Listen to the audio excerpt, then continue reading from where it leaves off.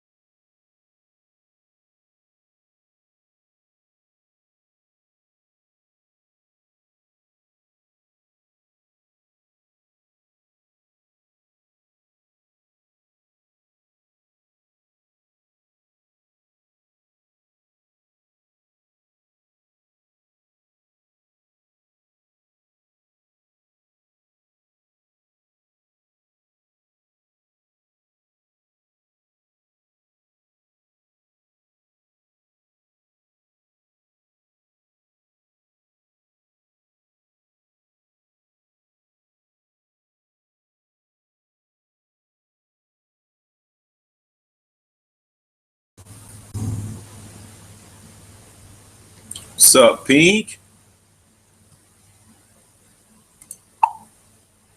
Hey,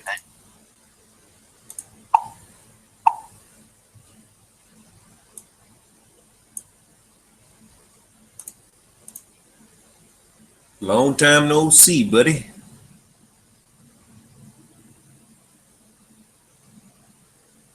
it'll be longer too because I gotta be going here in a sec. Oh, that's cool, man. It's no problem at all. Just went to the gun show not too long ago. Uh, got myself a new holster. Looks cool. Cool. What'd you say?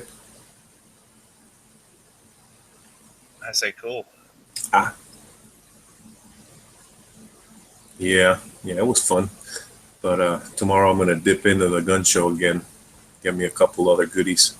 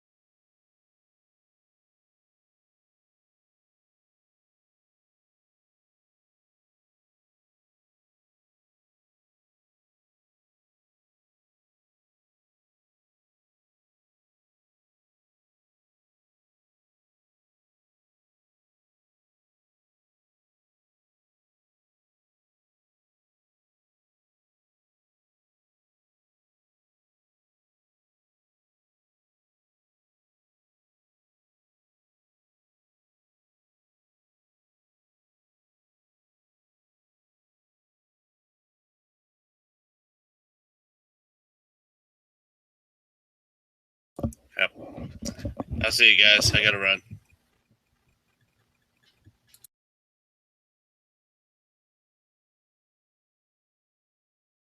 All right, dude. Take it easy.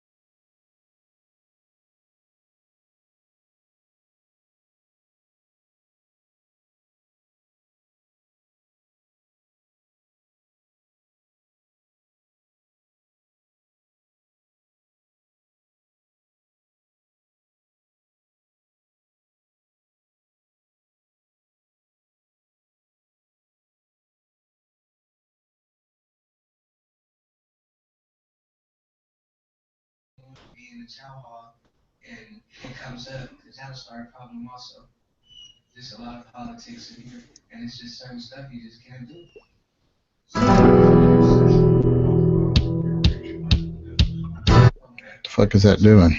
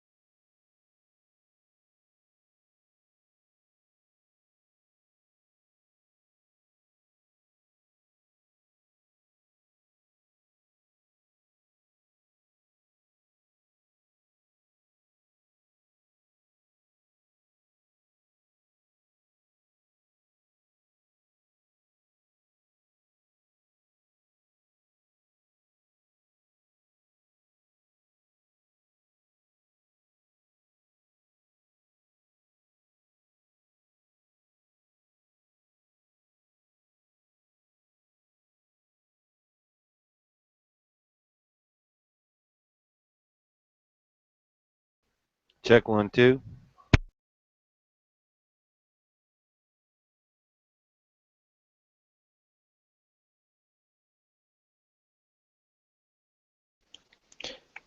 Can you hear me? Yes, sir. How's it going today? So far, so good.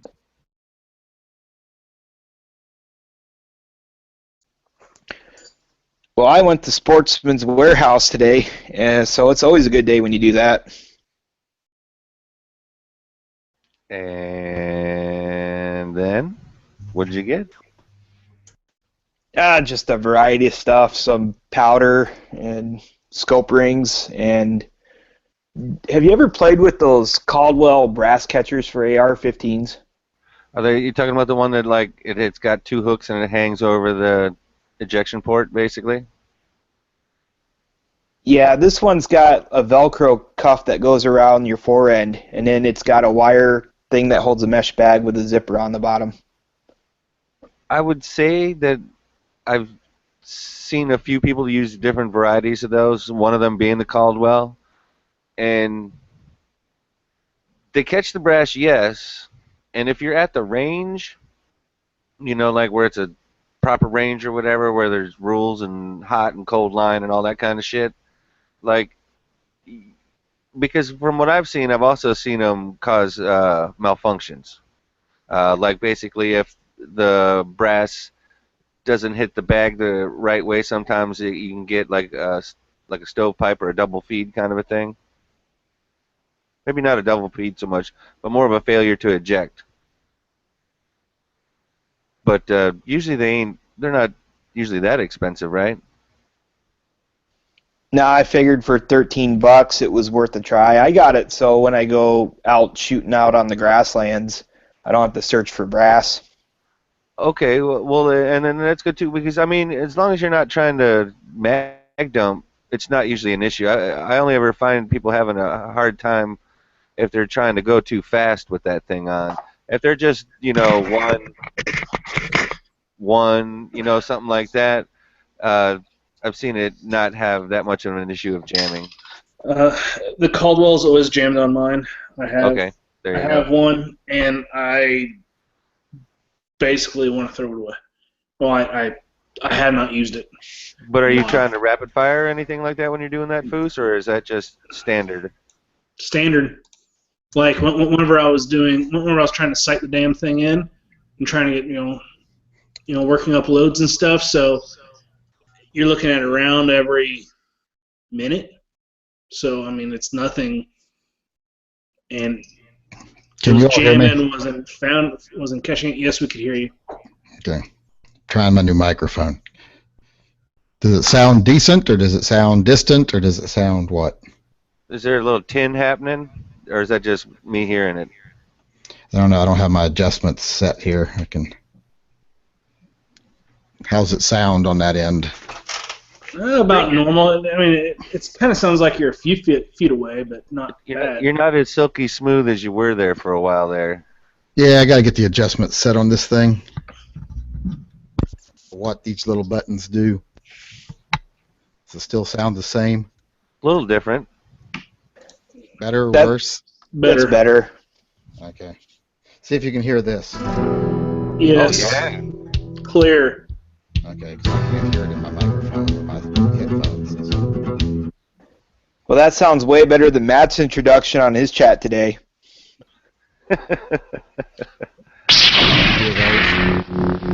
Yeah, that was pretty fucking amazing. Wow, that's loud. Loud. Oh, that's loud. Wow. A little bit loud. Little bit loud. Good. That's why I wanted it loud. That's very loud. Like I turned my volume down loud. I can also turn that down a little bit. Let's see. Does it sound better now? Yes. Okay. Dano, you live. I live. In I fact, can hook my cell phone. It's actually a cheapy tablet, but exactly where I'm living at the moment. Now you'll have to pay attention because on this tablet it's only got a front view camera, So I'm going to point it out the window, and you yell out the name of the place I'm staying at. What? What? You'll see in my thumbnail a sign. Tell me what the sign says. Was that a Motel 6 sign? Well, take a look.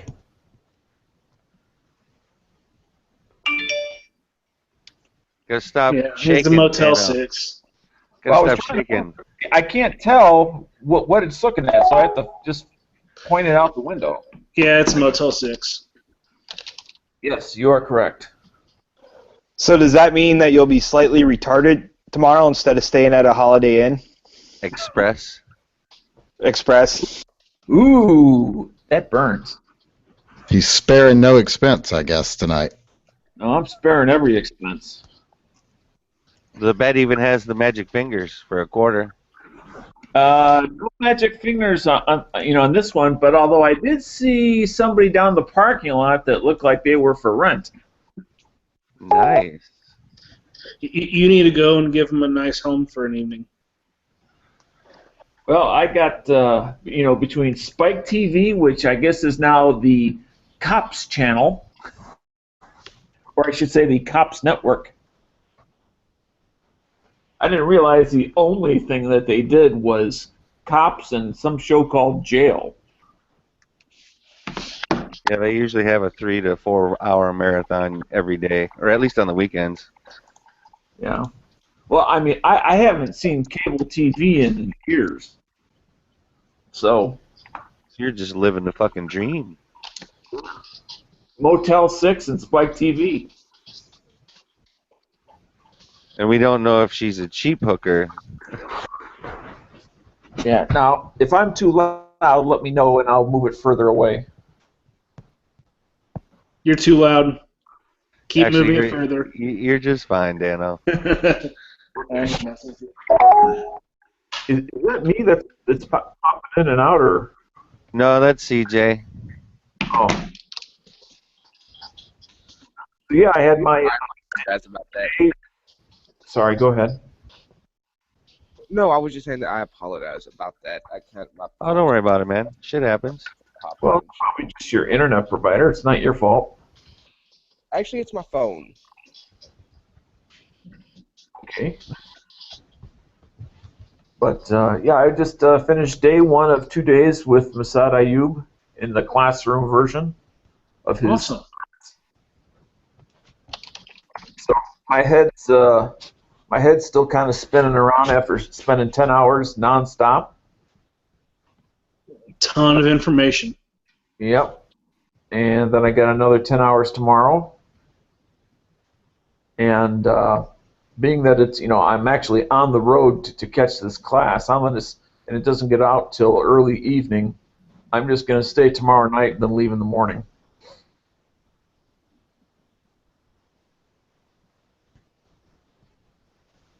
So, but, obviously, a huge amount of information.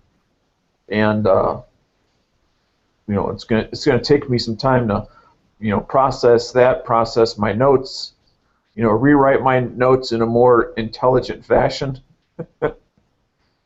Right now you basically try to write down as fast as you can, and granted everybody opinions are like belly buttons. Everybody's got one, but I see at least half the class is not using laptops or tablets. They're just doing it the old-fashioned way, and it doesn't look like the laptop people are necessarily either getting more or finishing sooner than the people who are just writing it by hand. But that's just an observation. It's always seemed to sink in better for me as far as paper rather than like a laptop or something. It just seems to sink in better to me. Yeah, and that sort of thing is different for everybody. Some people, learn one way versus another.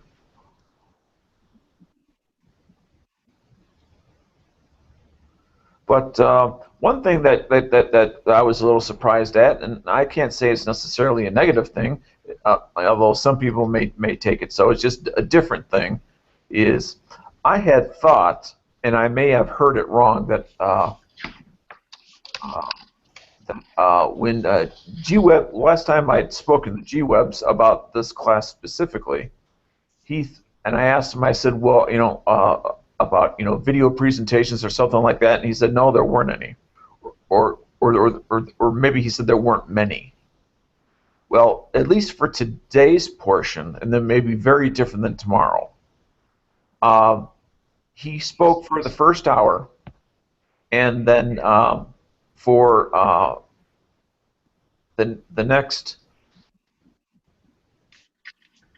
7 hours, we had a 1 hour video followed by Q&A, directly with Moss, and then the last hour plus of the class was back to him just speaking again.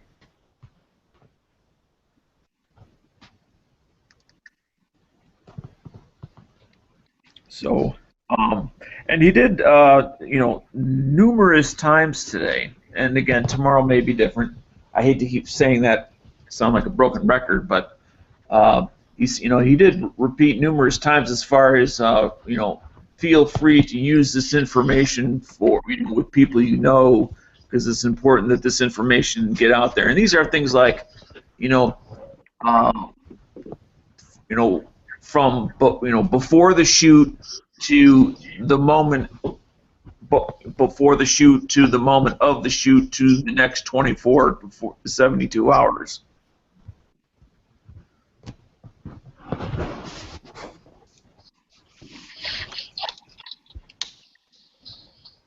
Anyway, very interesting. Hey, Dano, what kind of pre-work did he have for you to do? There was four different reading assignments we had, and they varied in length. Some were just, there was one that was a single page, and then there were two of them that were 20 to 30 pages each. And then the fourth one, I want to say, was maybe a handful of pages. And then tonight, I got probably about 20 pages worth of reading to do yet. May I ask you something, if you don't mind, Dana, when it's not too personal? Well, I mean, if it is, I'll say email me the question because I'm on my tablet. I can't see the side chat. But go ahead now. How much does that class cost? Because I've been looking at going to that one, or one of his like that. It's online. I mean, it's not a secret. It's for the 2-day classroom only. It's $400. Now, be that bad. Now, if you include the shooting part, which adds days to it, obviously it's going to be more. And I don't know offhand what the fire and classroom version is as far as cost, but that should be on the internet. Just if you Google Massad Ayoob,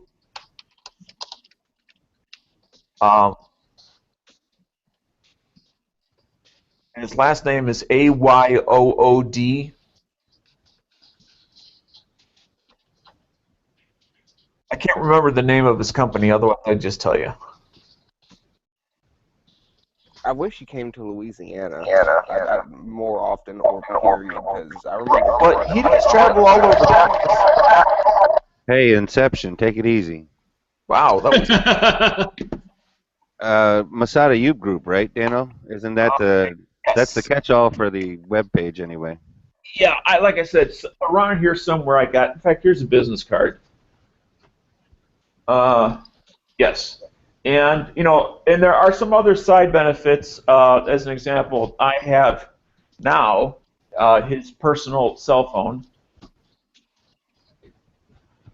And that's something that it's not me, it's something everyone gets. And I'm assuming he has two personal cell phones, one for this stuff and one for, it's obviously, family sort of thing. That would only make sense. Unless they make cell phones that can get calls from 2 different numbers. Google Voice. If it could be a Google Voice, and he could have it linked to whatever phone he wants. And like today, he also gave us the password to the website to get the documentation for his other classes. Like as an example, like there were the 4 reading assignments that we had prior to this class. Well, he gave us direct access to the stuff that he has for his other classes. So you know, a lot of times it's not an apple; it's more like an onion. You get various things, some of all of value, but some of greater value. Some things are higher value than others, obviously. Tell him you know me. He didn't want to get kicked out. Exactly.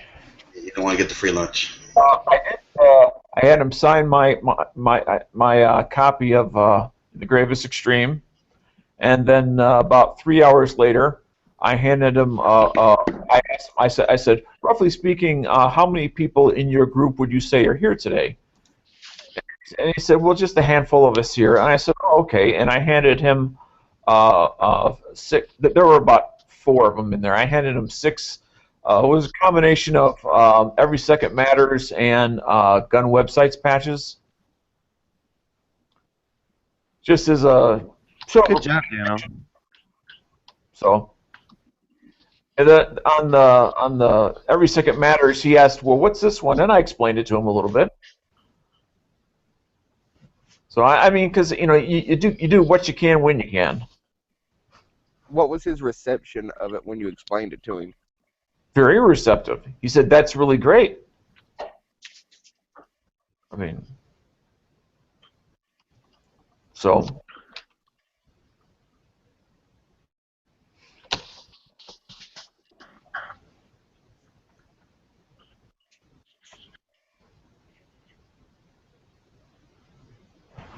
So as compared to other, like, say, classroom style classes, you pay your, as an example, you pay your $400 and you get that class, and that's, that's all you get.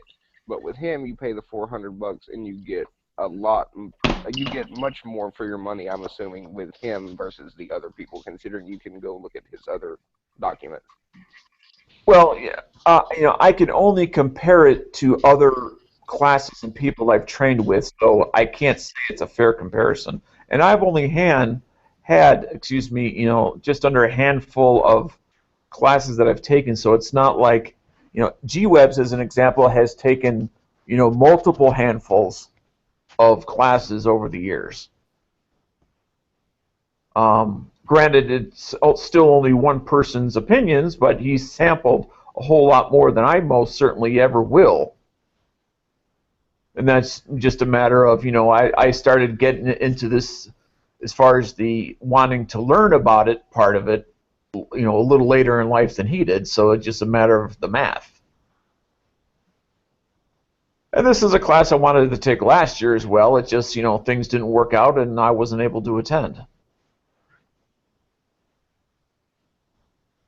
And I was really hoping, and this is going to sound ironic, but if things had worked out at range time, and if they weren't, they had something that was not infantry type training, more what I call practical training. I realize that sounds silly, only because it's easier for me to get to.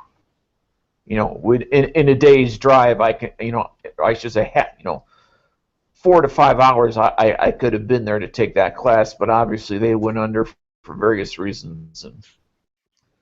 But at this point, I'm not looking at, gee, what's the next class? There will be another class at some point for sure. Don't know when or where that will be, but at some point. This is for me. This is like my vacation. This is what I enjoy doing.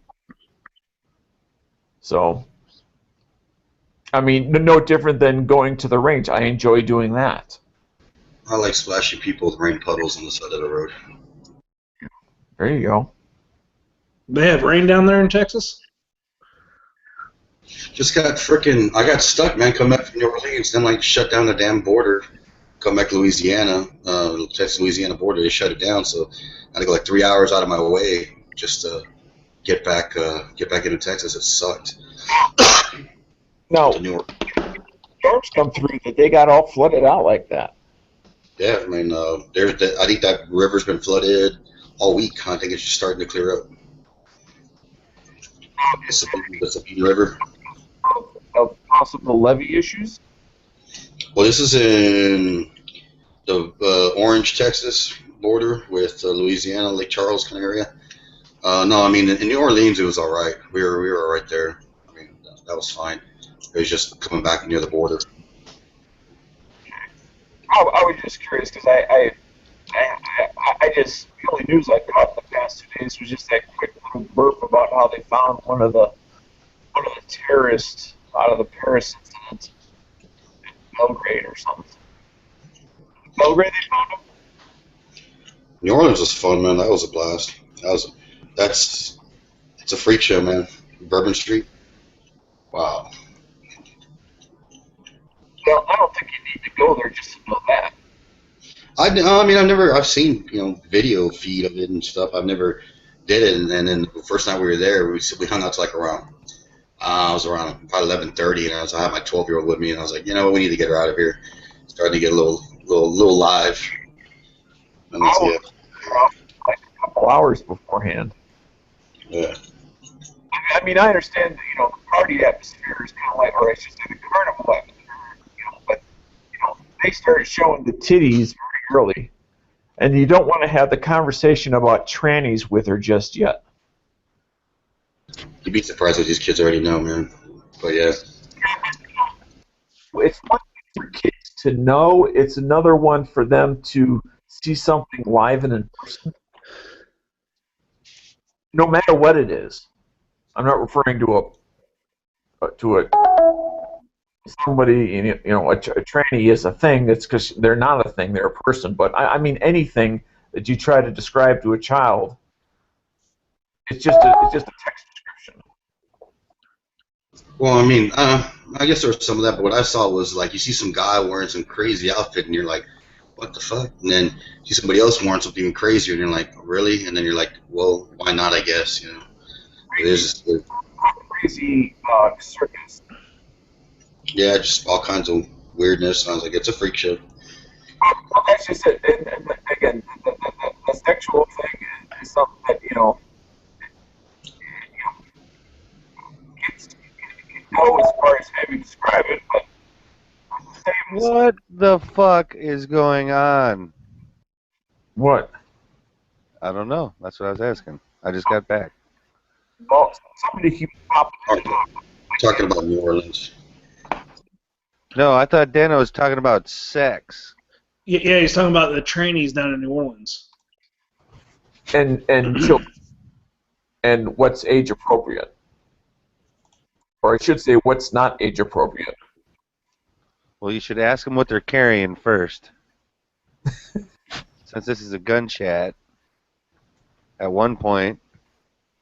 Oh, I was back at Glock 19 the whole time I was there. I mean, the first night I was kind of weird because I didn't know the rules and if they have specific rules within the city limits on Bourbon Street if you can have a gun on you as you're walking down or not. So, and my shirt I was wearing was kind of like one of those compression shirts.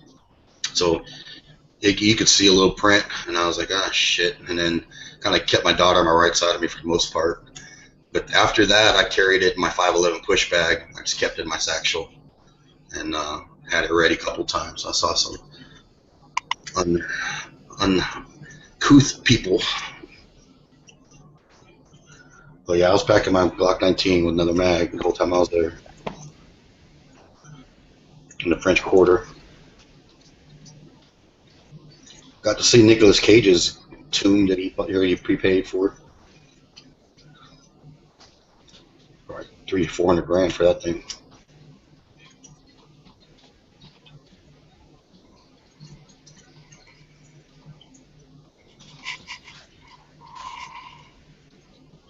So where's old G-Webs at? In the middle of something. brokering that next $1 million deal. Just promoting responsible gun use, I guess. Enjoying firearms in all its recreational glory. Getting tired of making excuses for this unruly Canadian. No, I think I think Bob's doing a good job. I thought. That was my impression, anyway. Nah, Bob's good. Not necessarily firearms related, although, however, I'm actually finally pretty much done packing for when I leave tomorrow. Now I'm nervous as hell again.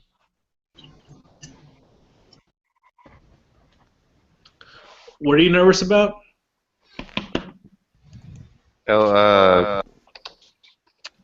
Southern Texas. Go ahead. You can take it for me, Z. I just don't even want to talk about it. He wasn't going to El Paso. He was going to Laredo. Laredo. That's right. What are you worried about, Laredo? There's nothing. Are you a drug dealer? I lived there for 9 years. Unless you're a drug dealer, unless you're going to meet somebody who's associated in narco. He was worried about being kidnapped and butt raped, basically. No, I mean, honestly, the only people I've ever known, I've known one person got picked up by mistake because they were mistaken for someone else, and they took him for ransom. But other than that, I mean, realistically, I mean, you'll go there and you'll spend an average day, and it's just like any other city, except some parts are a little shittier than other. But people don't know how to drive, they don't know how to park, and they don't have any bucks left to give. Yeah, I mean, but that whole thing that people say, yeah, I would carry a gun like anywhere, and when I go visit friends, I went there last year a couple times. I know, yeah, it's the same old, but it's really different. That's a thing that even the local law enforcement there perpetuate to get media coverage or to get in the light. That I've seen them really kind of blow it out of proportion. I have a target on my back right now. Some sniper could be hanging on the border, like right behind the kid that's crossing the river with a stick in his clothes hanging out the water. And they're making it seem like this is really, really, yeah. I mean, there is some really crazy shit that's going on, but it is somewhat central to those people in that business. I really would sweat it, other than, of course, always be aware of what's going on around you. Oh, he's fucked then. Yeah.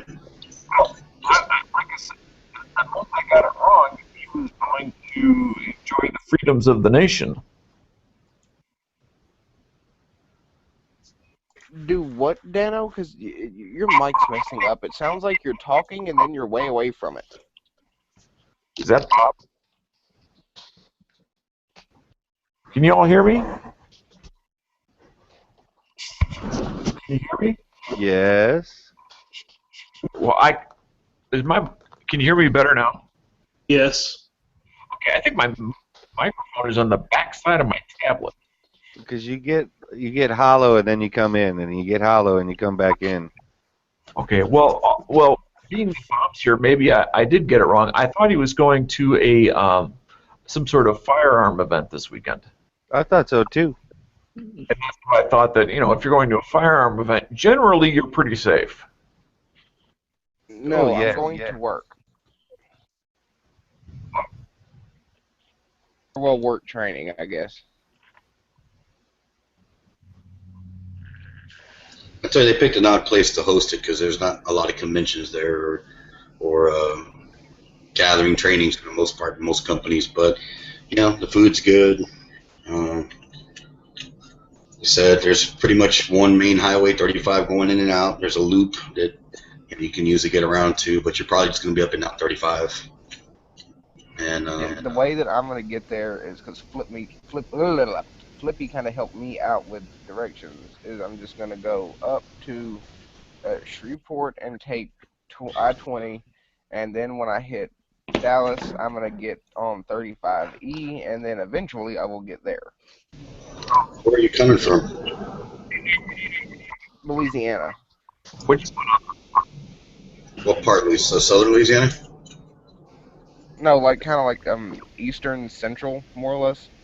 Yeah, I mean, get into Shreveport, and then once you get into Shreveport, um, I don't think you can hit 90 from there because you could take 90 to San Antonio and then San Antonio to Laredo, but 35 to Laredo. But as long as you can hit 35, and you go 35 south, you'll hit Laredo. Isn't it called the one that I need to get on in Dallas? Isn't it called 35E South? It could be, as long as it's going south. I've never been good with the east and west for whatever reason because it always confuses me within the city because the interstate, the way they're pointing it, as long as it's state or nationwide, it's cool. Within the city, sometimes they change it. But as long as you end up going south at the end of the day, 35 south, 35 north, north's going to take you, going north, obviously north, and south's good. South just heads one way. At the end is Laredo.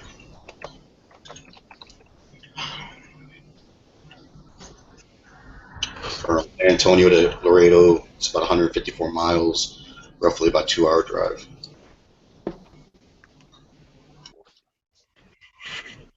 So, CJ, for some gun event or something? Do what, Dano? Were you heading out there for some sort of gun event? No, I'm going there to do work training. I work for an oil field company, and we have service trucks.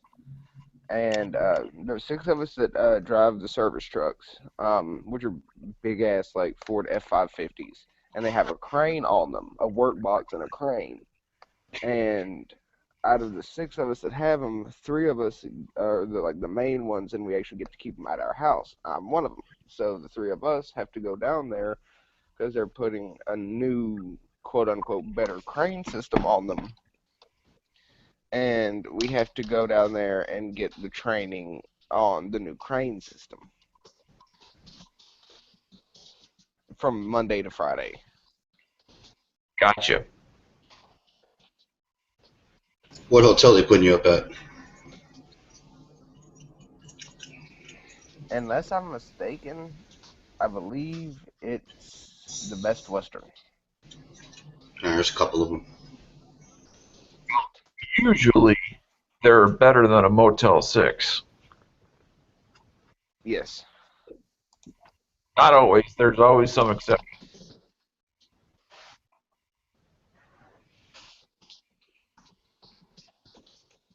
Well, the one they're putting us up in, they said, from what we kind of understand, that one they chose that one because it has room service, so that should be somewhat legit. That way, if I get hungry late, I don't have to actually leave.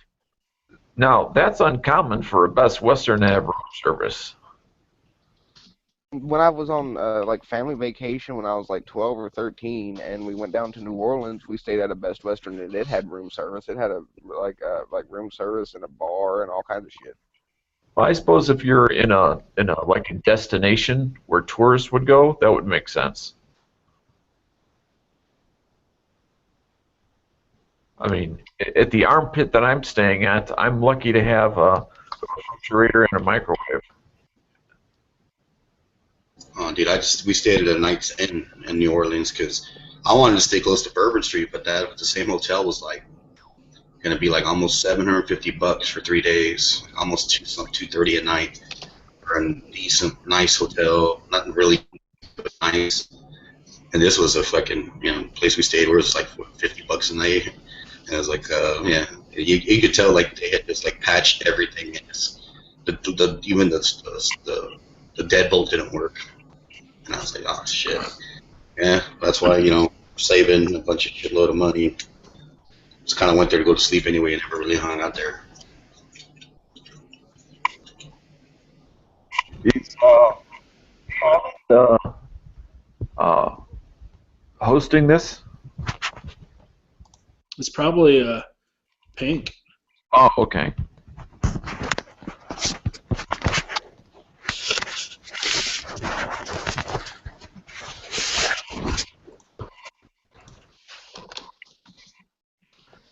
Well, I gotta get to some homework and take a shower and get ready for tomorrow, so I'll catch you guys later.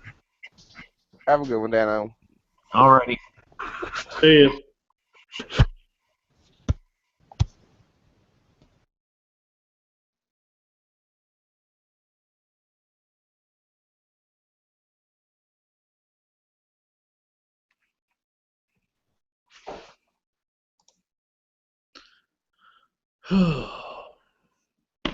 What the hell happened to that squirrel? It got shot. Oh, what the hell?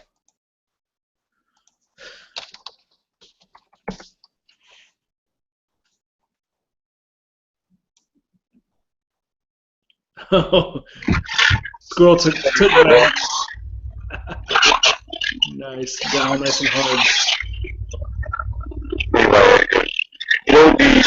Hey, Heavy, you are not coming in very good at all. Roboting, low volume, what? You're roboting pretty hard. It's like robot plus static. Yep. Sound like the Wolfman Jack.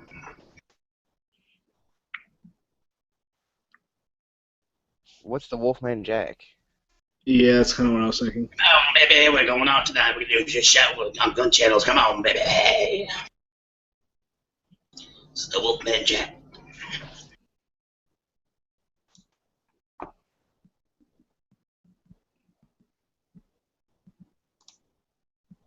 Old 50 TK. Still pretty roboty. You sound normal, just roboty.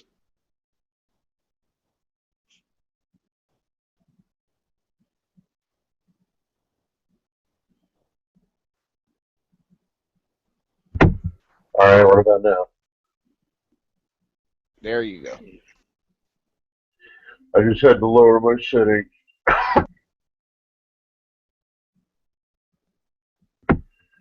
So, like 6 years ago, I sold one of my gun safes to a friend for like $400, right? Yeah. And it's like an AMSEC 8-gun fire line shells, all that shit. It was in great condition when I sold it to him.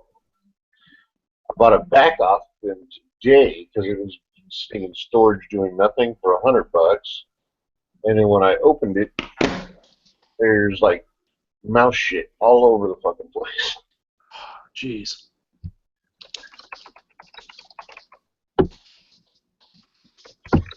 So for $100, I got my like $700 safe back, and I just got to clean it.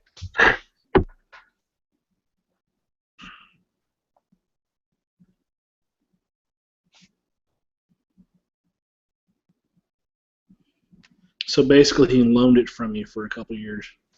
And I made $300 on the deal. So yeah. So The only thing is that he knows your combination. dude, I've known this guy 30 years. He was actually one of my best friend's dads.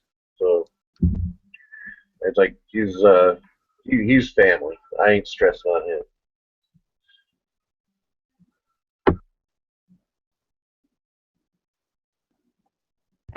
Besides, I can change the combo if I want to. Yeah, on mine, I can't change a combo.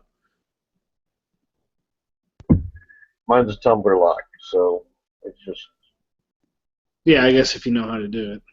yeah, it's not that hard. I don't. Yeah, I don't know how to do it.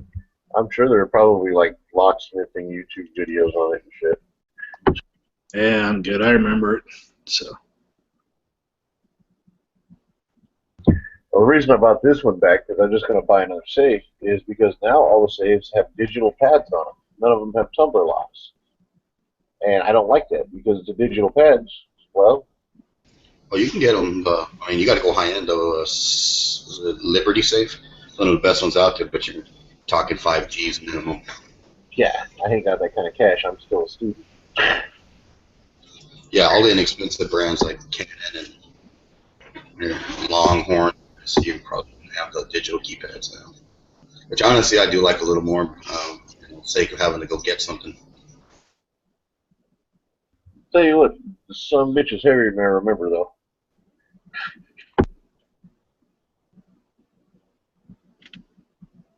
It's a fucking IT thing, man. Most IT guys I know at least got 20 passwords in their head that they got to spin.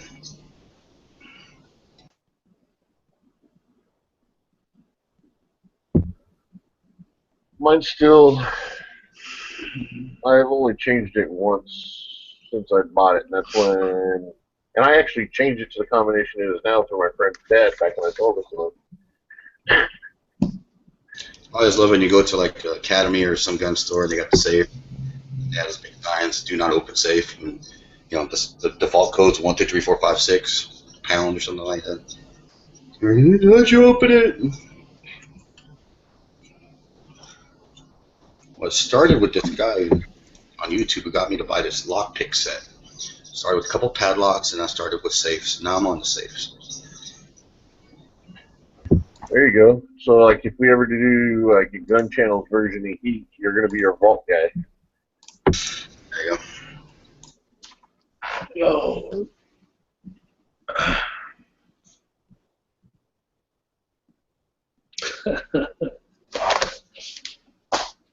Island, you still out here?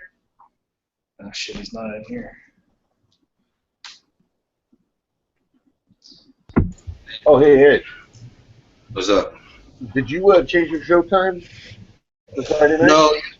No, yesterday we didn't get any panelists, man. Or there were some people were saying they couldn't log in, or for some reason or the other. And I was like, all right, well, it got so late. I was like, I'm just gonna let it ride then for the night, and you know. Oh no, the reason I was asking is that like you put my show up there, so yours on the list, and it shows me starting at 10 or 11 p.m. Eastern Standard. It's like you're an hour before me instead of like an hour after I start. I start at 10 Centrals usually, or 11 Eastern, I guess. So you start at like 8. So yeah, so I'd do mine at 7. All right, cool. Yeah, I mean, at my time it's 10 p.m. Central Standard Time usually when we do it. I'm pretty good about going on time recently. I don't know. I mean, I just know I do mine like an hour before yours. I was doing mine at 7, so Pacific Standard Time. So you start at 8 Pacific Standard Time. You're 2 hours ahead of me, right? I think so. Yeah. All right, cool.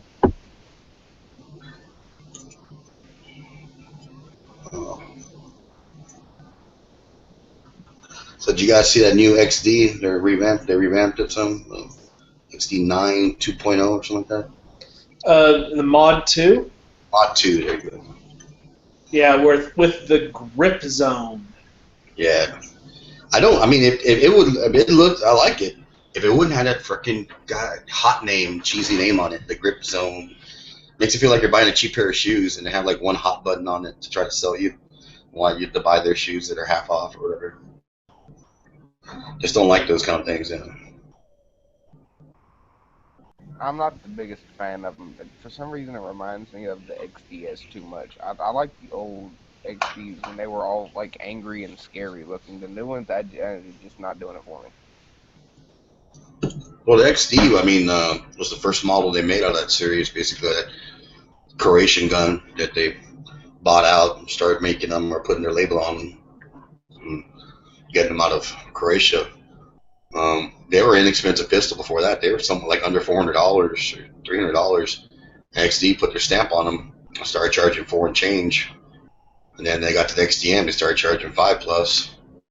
But the XD, I mean, my buddy Finn got a little, the compact or whatever, subcompact, and that has a little sweet trigger on it. I do like it. It's blocky, but it's kind of wide, but the girth of the pistol itself, but it's a nice little gun. It always was recommended. It's a good pistol. It just didn't have any frills really. A lot of people don't like the grip safety.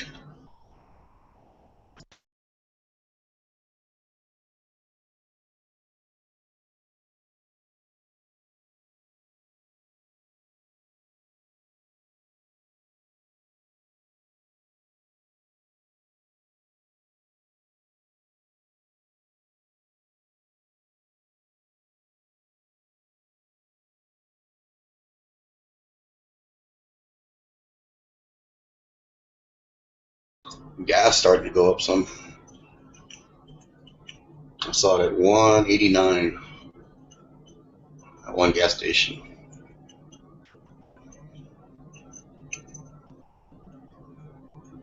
How much is diesel over there? About $209 or $199 anywhere, about as much as $2.10. Yeah, it's like 205 here, which is it's not that bad, but I wish it was cheaper. You might find in some spots, but anywhere off the highway, it's always going to be a little more.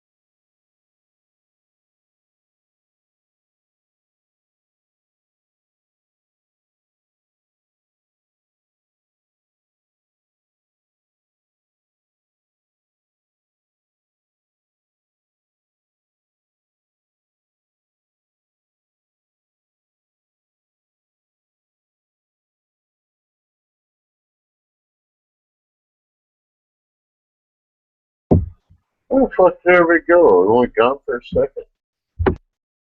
I'm still here. All right, that's cool. So, I take it your show didn't go off on Friday? Yeah, no, I just went ahead and let it ride. So yeah, or just can't just cut it. Yeah. Guess if people on vacation or people got other shit to do, it's all cool. Yeah. Oh, I was busy, so. Yeah, we were just gonna shoot the shit anyway. I didn't really have a topic on here, and I kind of planned or did a little research on.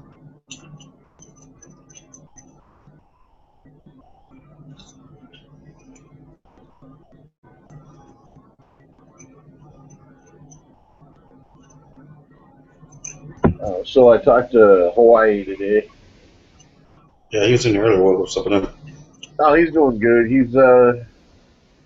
He's being discharged. He's been in, had surgery, quadruple bypass. Been discharged from Queens Hospital, Honolulu, and now in the Cardio Recovery Hospital. Yeah. And is going to be discharged from there on Monday. And then he's going to be living in an assisted living facility for a couple of months until he's done with his doctor on Honolulu. And then he'll be going back to his place on the Big Island. Wow, that's crazy. Yeah, he's doing really good though. You know how he was sounding like he was dying last time? It was like, He said he wasn't feeling too hot, and I guess it was much worse than he thought. I guess. well, they misdiagnosed him as having pneumonia, which is easy to oversee because there was also fluid in the lung area, right? But it was congestive heart failure.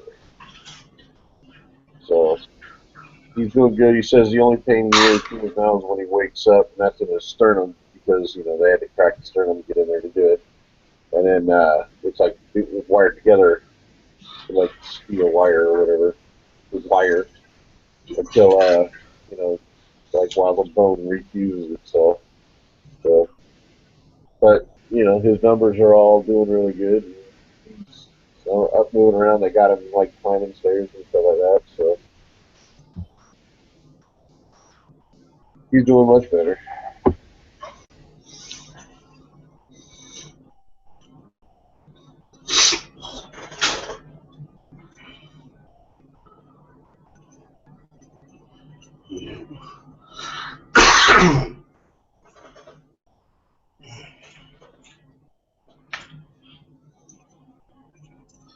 Any new gun stuff come out lately I haven't know about?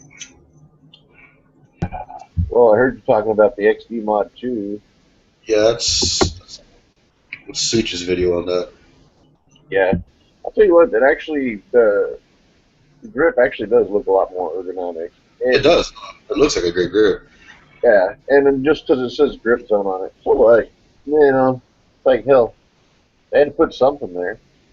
It's marketing. I would have put a crest or something, the Yeah. logo Or or maybe something. put like XD Mod 2 there or something like that. It's, I mean, I guess it's got a cleaned up trigger. They redid the serrations and the grip, and that's about it. So, and I love the XD to begin with. I've had two of them. I've had an XD9 and an XD45, quote unquote, tactical, because it was 5-inch barrel. And it's like, I wasn't the only one that liked my XD over the Glock 21. My friend Brad got a Glock 21 the same time I got my XD45, and we took them to the range and popped cherries on both of them. And after we did that, he ended up shooting my XD more than he shot his Glock. He said it just fit his hand better. And it fits my hand better, so, you know. I mean, I was, when I was kind of first getting into it, doing my research of, because I like 45, but I couldn't find a gun to carry it a lot of ammunition outside of like my 1911 Para Ordnance, which is a heavy gun. So I wanted something the best of both worlds in 40. I was like, okay, well, yeah, you know, it's faster than a 45, pretty good stopping power, and you can fit, you know, a decent amount of ammunition. So I was looking at an XD and a 40 XDM. I was looking at 3.8, and then they came out with a couple models, 3.8, and they came out with the one with the subcompact handle. And I was like, cool. And I ended up, a Glock fell into my hands, so full-size Glock 22, which isn't a really necessarily a great carry gun for some people. I can carry it. And then so I got into that, shooting the 40. And I didn't shoot it as much as I did, as I thought I was going to. I used to have it more as a defense gun, to go to one defense gun in the safe. And that kind of cured me when I got more into Glocks. Kind of went the opposite route. Instead of ever getting into it, I got into Glocks, and 4 Glocks later. The best shooting 40 I've ever fired, other than, you know, it's like, for polymer frame guns, I honestly have to say, even though I like the Walther P99 better, just ergonomically, and I just like it better. But the recoil on a PX4 Storm it's like shooting on a 9mm. Shooting a 40 out of that thing is like shooting a 9mm because the rotating locking mechanism. And then if you ever shot the old Beretta Cougars, back before they sold off the ideas to Stoeger, or the plans to Stoeger, and even now, I guess, I don't know if Stoeger makes them the quality of Beretta is. But that's where the rotating, Beretta started using the rotating lockup, and that gun was sweet in 40 cal. I mean, because you had the metal frame over the polymer frame, yeah, because it was a heavy gun, and then the rotating locking lugs and the rotating lockup, that made that gun shoot so smooth. I don't even know why that gun was not as popular as it should have been. Yeah, I remember the Cougar. I was just kind of more of a, you know, on the outside of the gun scene back then, just checking out stuff as I see it. I never really shot any of them, but and Stoeger kind of took that design over and ran with it when they went, and then they went to the Beretta Storm after that. Well, really, all the Storm is a polymer frame Cougar. If you think about it, I mean, the action is pretty much identical. It's just instead of a polymer frame. But I'm telling you, the first time I got to shoot that thing, I was at like a shooting fair out here, kind of where the manufacturers come out and they show off all their wares that are legal in California. And I shot that thing in 40, and it was really, really smooth. It was just I was seriously impressed with that guy.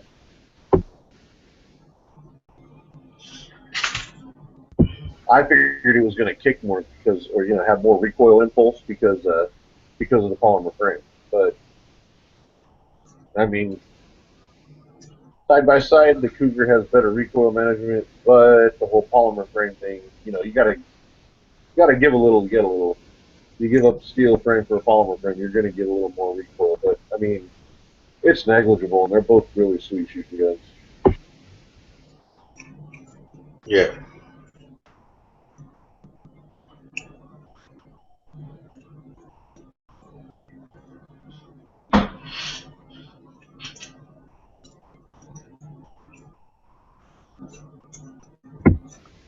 I mean, don't get me wrong, I like the 92, 96 series, but I think they hit it out of the park with that. The only problem is people don't, I mean, it's not as popular because I think it had something to do with the fact that it wasn't a striker fire gun. Because people seem to like striker fire, keep it simple, stupid kind of thing. It goes both ways. Some people just won't give up a hammer either. That's why you got your SIG fans. Guys will live and die by 226. Hey, not only SIG fans, but you also have CZ fans, Yeah. and Browning fans, Tanfolio fans. I mean, there's more hammer fired out there than what you think. But yeah, No, I SIG know there's is the plenty main of hammer fired out there, but striker fire pistols are the #1 sellers. And it's because of the keep it simple, stupid mentality. You put the thing in the handle, you point the thing, you pull the booger hook, and then bang, it goes bang, and you hit your target. There's no frame safety, there's no slide safety, there's no hammer to worry about. People like the KISS products, the keep it simple, stupid products. And I'm not calling people stupid, I'm just saying, I know what you mean. Realist. You're calling them. That's okay. And you know, if you have a decocker, you won't have a safety, but I know it's something else that's hanging off the gun that you have to interact with.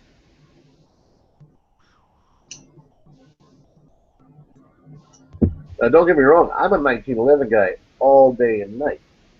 I love 1911s. I will put my old Springfield loaded up against any gun out there, and I will run it, and I will run it good, and I won't have any malfunction.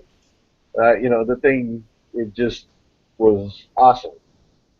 And it's been like that with any of my 1911s. But then again, I know how to shoot a 1911. A lot of people don't. And people think it's just about pointing and pulling the trigger. It's about maintenance, about handling. There's really not that much more involved in it, but if you know what you're doing with your gun, then the gun's it's gonna function for you fine. And that's always been a point of contention. Like, I'm waiting until I can get the money up to go take a James Yeager class, his fighting pistol, and I want to go with a 1911 just to prove him wrong. You wait till he rubs that fucking gun in the ground and he goes, "Yeah, here's your 1911, boy." Oh no, it's just another tool. If you carry it all the time, there's already gonna be scratches on it. Do you see the EGA over there? I'm not scared of my gun getting dirty. Well, I know, but I just think of 1911 as I don't mind it getting some scratches on it, but I'm not gonna scorch the shit out of the slide just to prove a point. No, they're not gonna scorch it. When we're riding my Jaeger class, they only stepped on 2 guns, and mine was one of them because whenever I dropped it, it kind of bounced and took went perpendicular to the gun lines. So I just went and kicked the muzzle towards the front, and then Jay's like, "Hey, I'm the only one who gets to kick these guns when they're on the ground." And as he stood on mine, put it into the ground, and then one other gun got stepped on, but most of them didn't. All right. Well, I think Stone Guy was saying that because they were Tac Daddy, the gun I think he went Tac Daddy, they grabbed that gun and shoved it in. It's like typical, dirt and gravel, just kind of ground it in there for him. Stone guys. Yeah, that was because Stone Guy tried to bend down and set his down. I can understand why he's saying what he's saying. It's like, okay, one, you got to be willing to get your gun dinged up if you're going to get in a combat situation, or a defensive situation. Okay, yeah, I can see that. Two, he does make a very valid point. When the cops show up, you just drop your fucking gun. You don't try to put it on there. He's right. The longer the gun is in your hand and the cops show up, the more likely you're going to get shot. So I can see that. But the whole stomping it into the ground thing, whatever. That's what they do. That's what he does at that class. If you don't want to do that, don't bring that gun to that class. You know what I mean? Well, I mean, that's the way he does his training. You're well aware of it ahead of time, so you choose not to. I take nothing away from James Yeager. Obviously, he's a well-respected instructor, and I do look forward to training with him. I just, I did, and I agree with a lot of the stuff he says. Some of the stuff I don't agree with. Oh well, that's the point of view. But the one thing that I don't agree with is every gun should be a 9mm, and every 9mm should be a Glock 19. In a free state where you can carry, where you can have above 10 rounds in a handgun, sure. For a guy my size, 40, 45, it's not going to be a big deal for me, and I'm limited to 10 rounds, so I might as well carry 10 rounds of the biggest ammo I can put in the gun. So, and that's what I'm going to do. It's sheer physics. A larger object with more mass behind it is going to do more damage. It's just the way it is. So, and if I'm worried about it being too slow, I can run plus P rounds if I wanted to. But you don't need to. I mean, for defensive purposes, 45 ACP, 230 green jacketed hull point will do the job every time. Well, 40, 45, 9mm, basically they all do the same. Shoot what you want to shoot and practice with what you want to practice with and go. I mean, they're all the same. The only difference is capacity, but it's shot placement. When you really come down to it, it's shot placement. I hear a lot of people saying, shot placement. In a high-stress defensive situation, your shot placement's not going to be as good as it would be on the range. Oh, absolutely. That's why a lot of people like to have 16, 17 rounds and 8. If you pump 2 rounds in the center mass of somebody, and the round is bigger, has more mass, and creates a larger wound cavity, that's probably going to be better for you. I'm not trying to take away from 9mm. It's a decent round. If you use ball, it's just going to go through. It's not, the wound cavity is not going to be that big. But the defensive loads that they have out there nowadays, they're excellent. They're excellent for that caliber. Absolutely. Like, if we were limited to only ball, I would be carrying a 45 all damn day. Because I want the slower round, so it would dump the energy into the person instead of go through. Well, and that's exactly why the military went from using 38 special revolvers for the officers and for the pilots to the 1911, because the 1911 had more quote-unquote stopping power. A lot of people go, "Oh, I don't like that term." Well, you know what? Get over it. It's probably the best way to relate what you're doing to a target. You hit it with a 45. It's like, I'm not, like I said, 9mm is great for what it does. It's a great round. Well, 45 was developed to kill. I mean, initially, I understand part of it was kill all those Filipinos that are hopped up on that some natural shit they used to smoke or get high on, and their adrenaline was so fucking high, man, you couldn't stop them. With I'm sure it was the Filipinos. Yeah.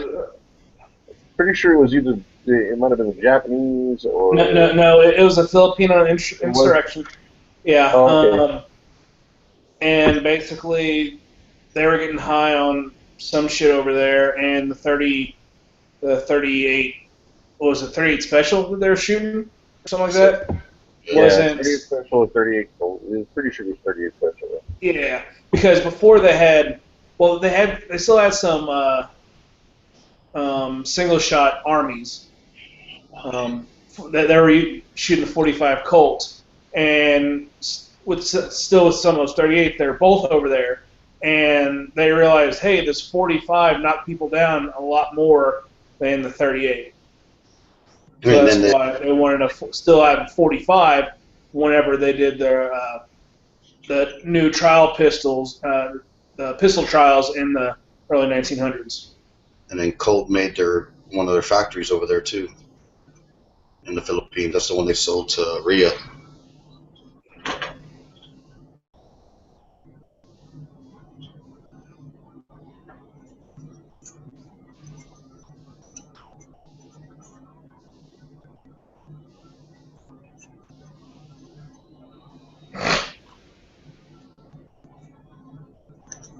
How'd that taste? What was that? How'd that taste? Oh, that wasn't a burp. That was a snort. I said, how'd it taste? No. Oh, it didn't taste.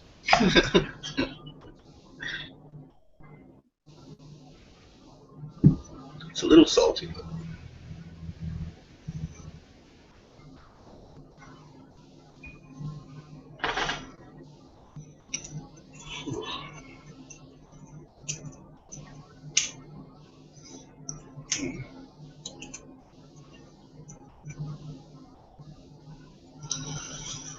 Well, I'm gonna see what's going on. I'll be back in a bit.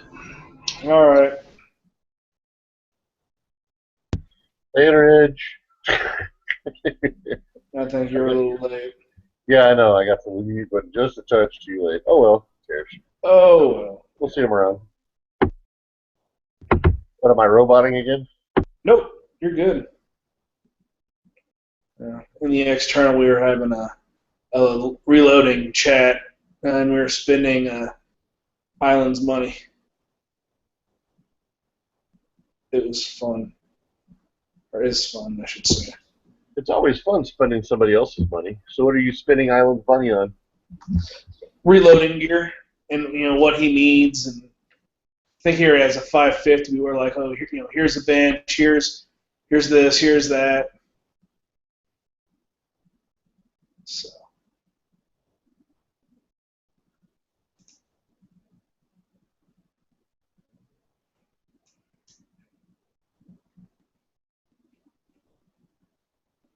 Trying to get him to upgrade from a Dillon 550 to a 1050, or just go straight, production line. Well, hell, go out. It's his money, not yours. You know what I mean?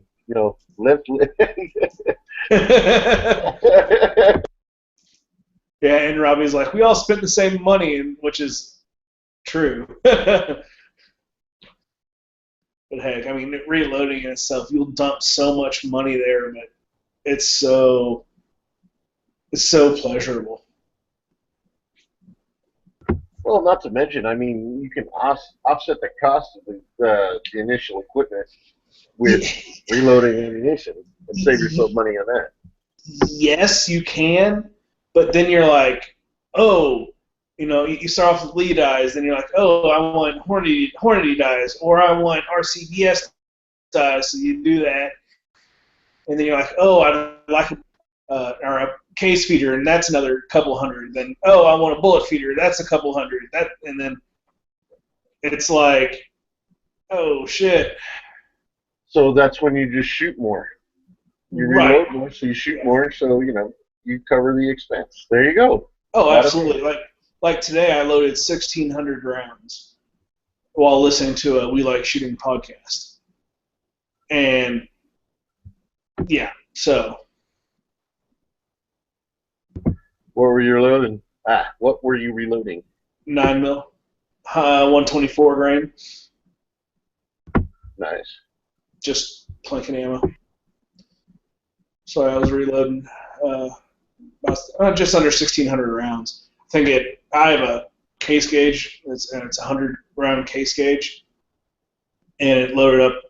It came out to be $15.90 exactly. So. Well, that's pretty good. You can send some of that my way. What was that? I said, I'll take about 1,000 rounds of that off your hands. Well, I had that would make.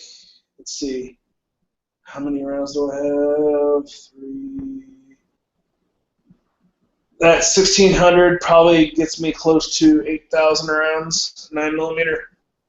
My goal is to shoot 14,000 this year. Well, how many have you shot so far this year? Oh, not near enough. Probably 1,000.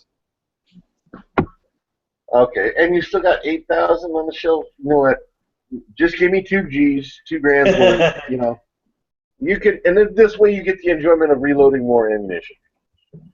I do like reloading ammunition, but and I even bought some more lead from a boy around here. So he's like, "Oh, these are about 20 pounds a piece," and I have a 20-pound smelter, and it filled that thing up 3 times. So I was like, "Yeah, you each one of these is a lot more than 20 pounds or 25 pounds."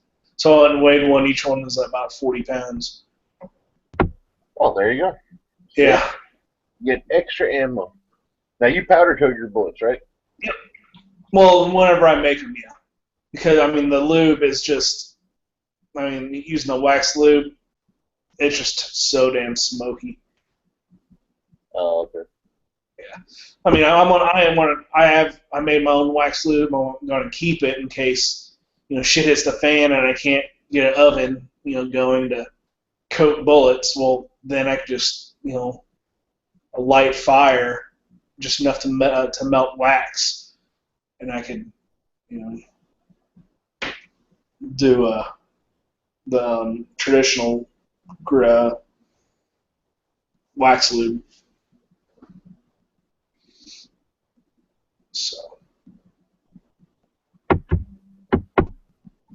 So you just take cast bullets and dip them in wax, and then it's called pan lube. So basically, you take them all and you put them face down in like a cookie sheet or something like that type deal, and then you heat your wax up, and then you pour the wax into the cookie sheet, and then it goes into the grease screws of your bullet, and you pop each bullet out, and then you size it.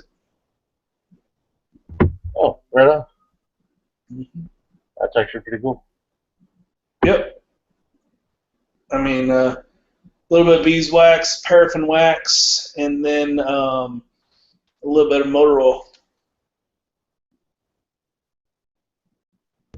Now, what do you prefer? Do you prefer to, well, obviously, you said the wax is like wax coating and it's so smoky. But Yeah. So you obviously like the powder coating better? Absolutely. It's a lot less smoky. It is a lot less smoky. There you go.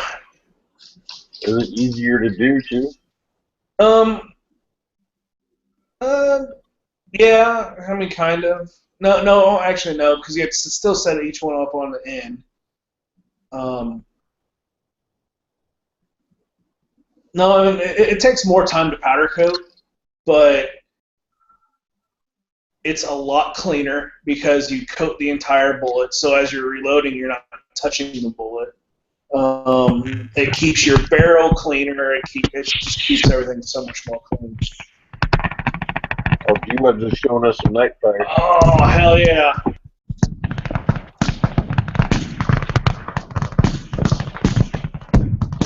Hey, Bob, what do you think? Unbelievable.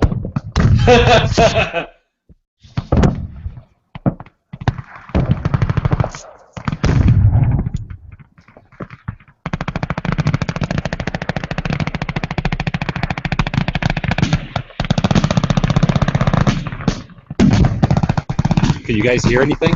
Yeah, definitely can. I'll be back. That is awesome. That is awesome.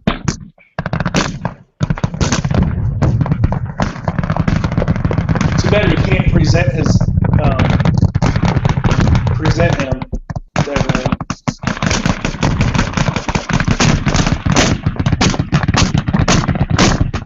I'll stay with you as long as my battery stays on. All right.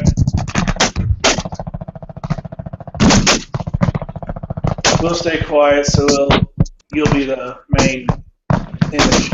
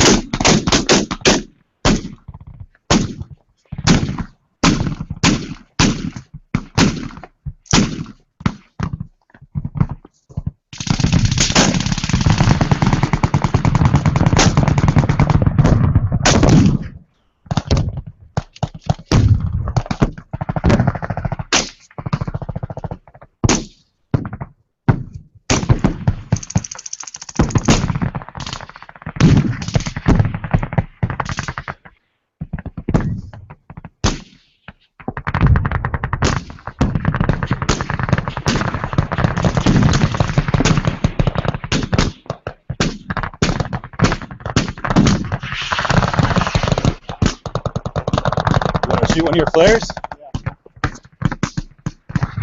Go.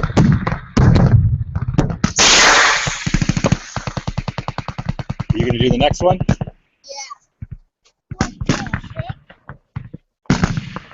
Which one's yours? Huh? Which one of those flares is yours now? That red one. Hey boy, you're gonna have to have someone help you hold it. Record him doing it, eh? Whether your dad turns on the camera. You record it.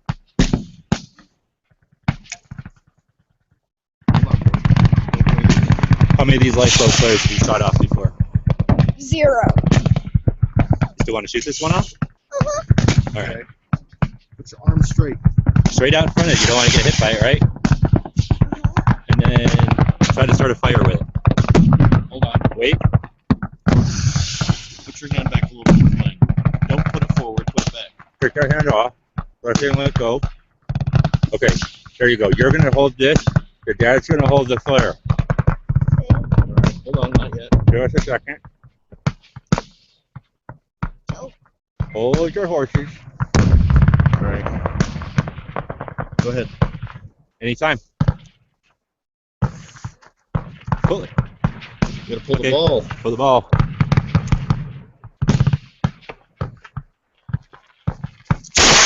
Right on.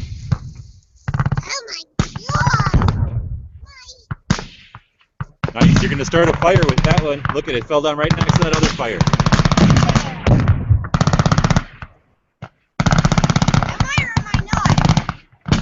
See where that big fire is on the hill? Yours fell down right next to that one. You shot it right at it.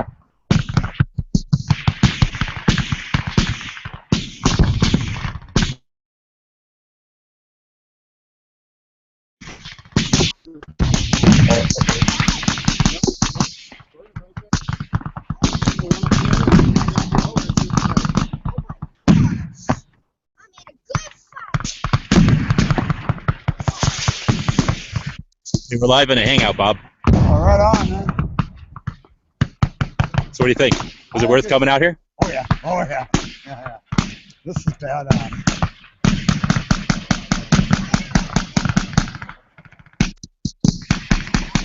At least I think we're live. Are we live? Somebody give me like a thumbs up or something. I can't hear anything. We got ears on and stuff.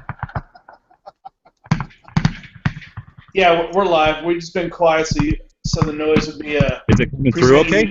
It's coming through beautifully. All right, then I'm going to leave these guys. I wanted to watch them shoot that flare. I'm going to go walk the line with the hangout. I'll be back. Right. I'm going to go walk the line. Yeah, gee whiz, we're just staying quiet, so Your noise We're is at full. one end. We're at the west end of a quarter-mile firing line. All right. I don't know how much battery I got, so I'll just run it out.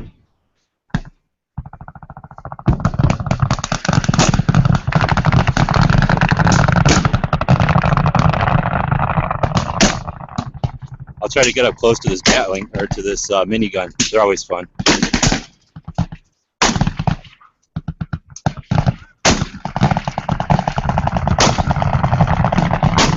Oh, this camera's not picking up all the good tracers. I gotta get closer. It smells like freedom. We are picking up some tracers.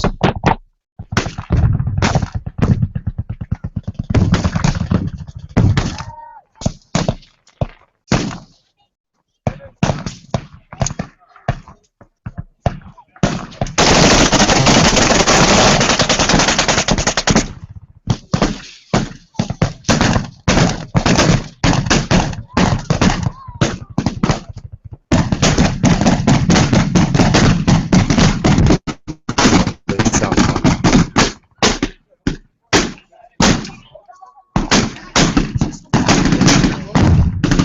I won't be able to record the whole thing. This will be going on for like 2.5 hours. That's not a problem. I'm just you showing it is awesome. Thanks, G.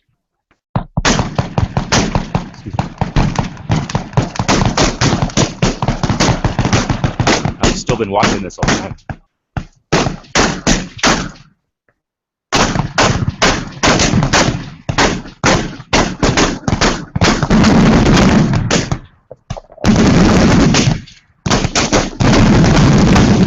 I think I walked past him on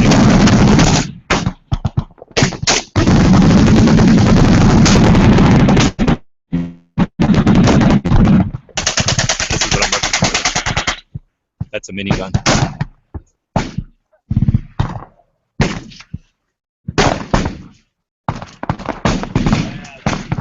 And the sounds of freedom. Oh, it sounds so awesome, G-Wood.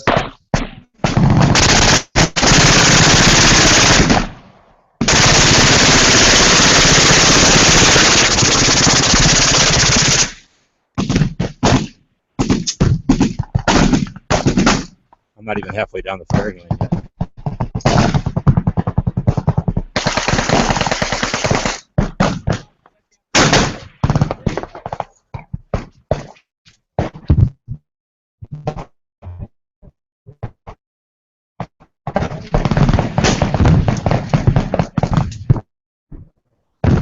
Freedom.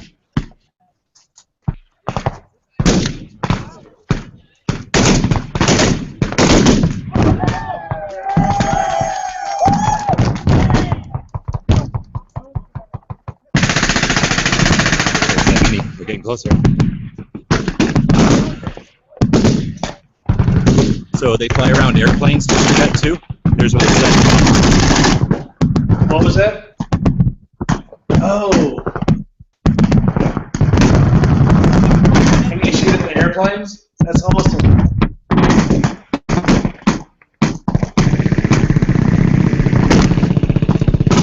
Did they have any tanks this year, or AA or anything like that?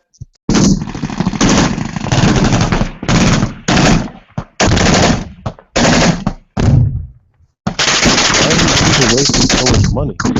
Wish I could zoom.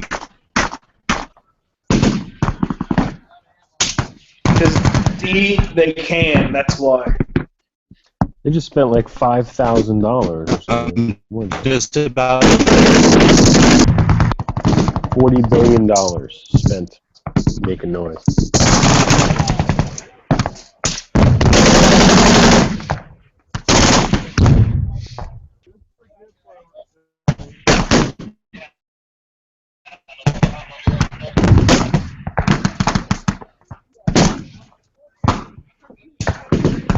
We're ready for safety.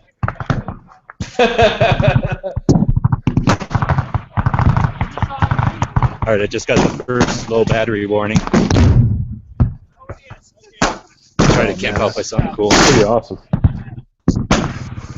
Amazing GUS.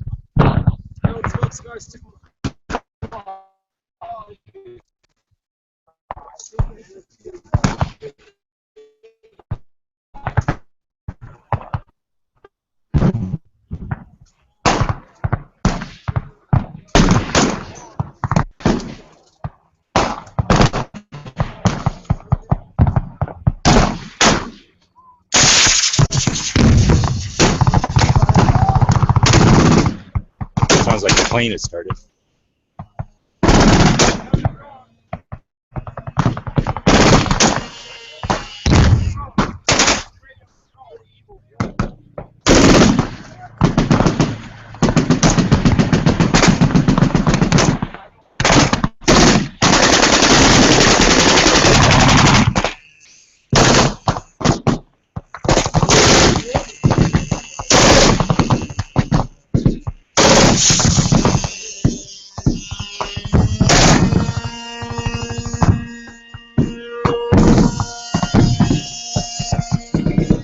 Hope it lasts for this.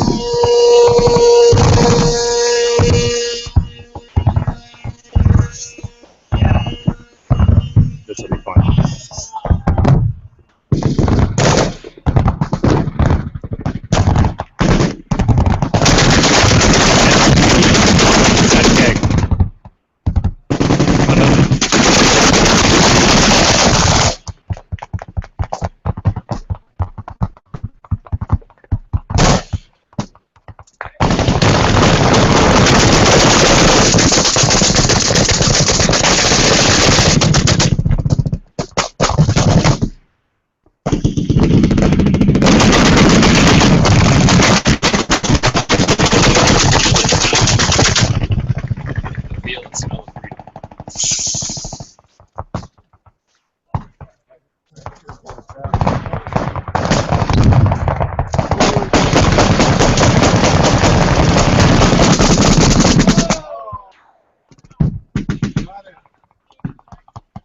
Alright guys, the battery's gonna die. That's what I can give you.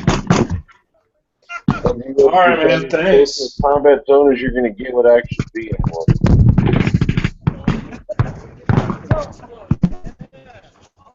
That's awesome, G-Webs. Thank you. Bob's got video going, so we'll have video too, I hope.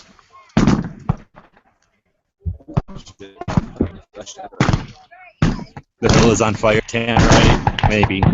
C4, probably. Dynamite for sure. Fireworks.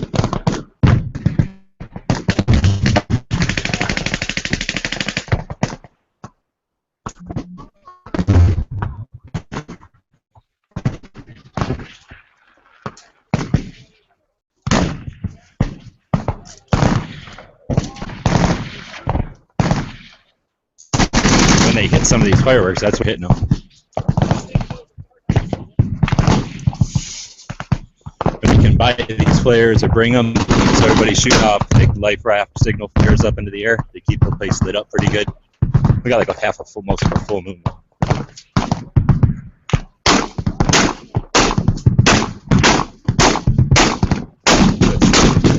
Make that sound.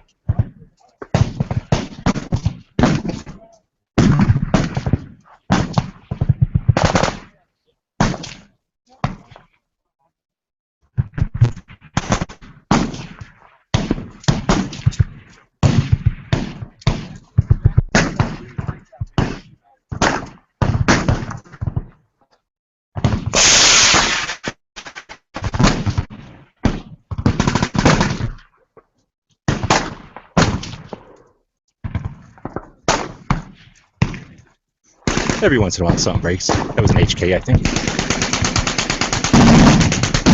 Yeah, that looks like an MP7 or MP9 or 7 or MP9. That's some kind of TV production crew right here. Can you see that laser? No.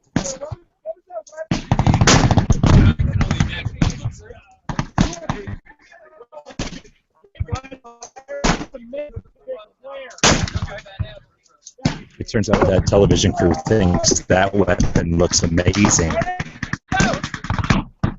What was that, G-Webs? You kind of roboted there for a second.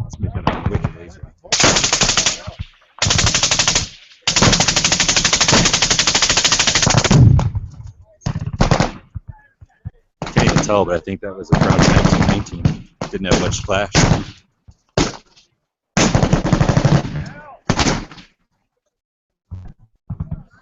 Dang, this battery's lasting longer than I thought. White flare. Don't see very many of those. Hey, G-Webs, they got any the old school manual Gatling guns out there? What's that? Do they have any hand cranking like old school Gatling guns out there? Oh, dude, there's everything out here. Yes, there's definitely one guy that has a real Gatling gun.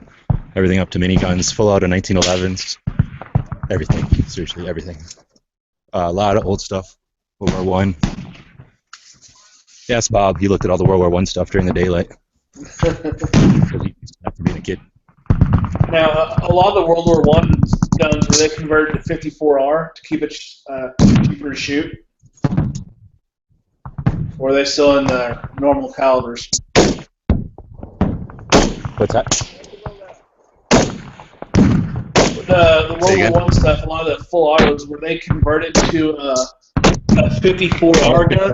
Actually, these guys are shooting sometimes historic stuff, and then sometimes they convert it to 7.62 by 39. Okay. I guess it depends on the count. Okay.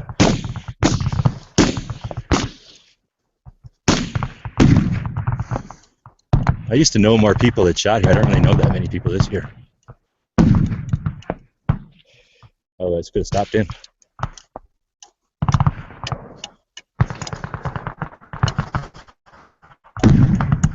And we're back to Bob.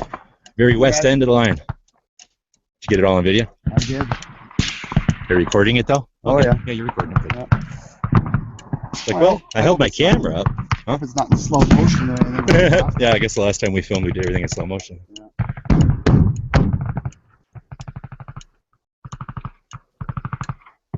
I don't think the tracers are coming through very good. They're kind of. They're intermittent. I don't know how they're coming through. We could definitely see them off and on, so we can see them. Big old line of tracers right there. I was able to go about halfway down and come back and go live. Oh, nice. How's you liking it? It's like an installation, so you can point out all the ones that they missed. Yeah, we did pretty bad. We didn't bring them a laser pointer or like a flashlight. But we got them some flares.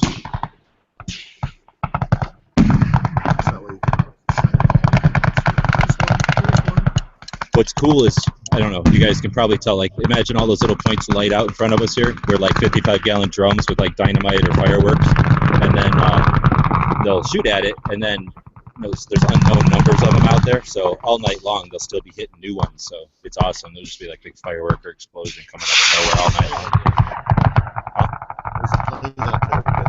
Oh, see, now they're shooting the plane, and I'm way over on the west, so maybe we can see some more. I don't know, you can't see the plane, but it's sort of like just glow sticks flying back and forth. It really gets the tracers going when they do that, though.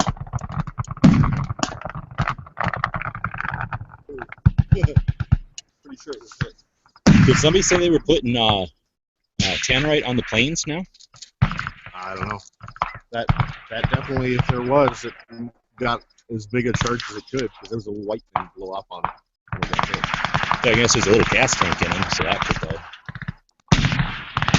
But the smell is awesome. I mean, I don't know. I'm sure the camera can't bring the sound, like the deep booms and that, like the thunder. But the smell, it'll never bring through. And it's incredible. It's like a mix of so many different tracers and cannons and then all the fireworks going on. It's like freedom.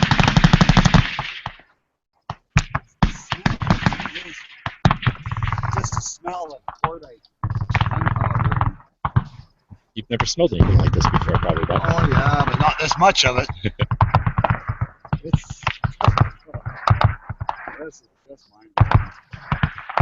What's cool is they offered something Would they say like for a couple of bucks you can start shooting out here now? Right. You So- get participants. So I think $25. So we could bring our guns and shoot at some of them, like, you know, dynamite and stuff. How awesome is that? So I'm definitely going to bring like a Mosin next year and shoot Yeah, there's a dynamite. sniper challenge. Oh, okay, good. I'm not going to do that with a Mosin, but Yeah. I'll bring my 7.62 by 39 Ruger. Then I'll feel good if I can blow up a piece of dynamite before somebody with like an NFA $10,000 gun with my like inexpensive tool.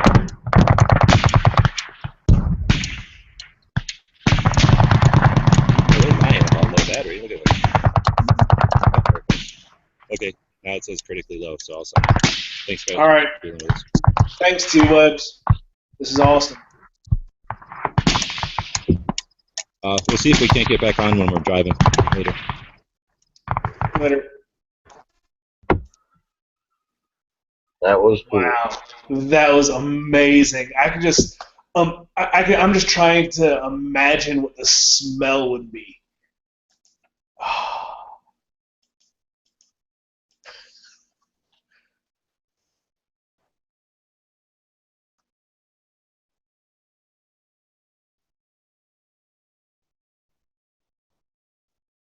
Son of a bitch. So I videoed a little bit of my reloading today and put it on Instagram, and it already has over 1,000 views. Wow. Yeah. It's pretty cool.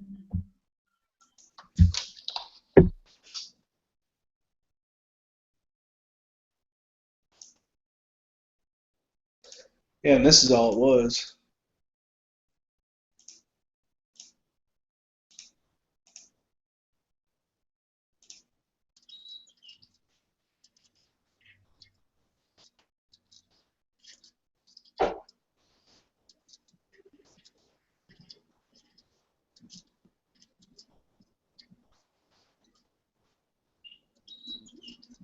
That's it. 200 likes.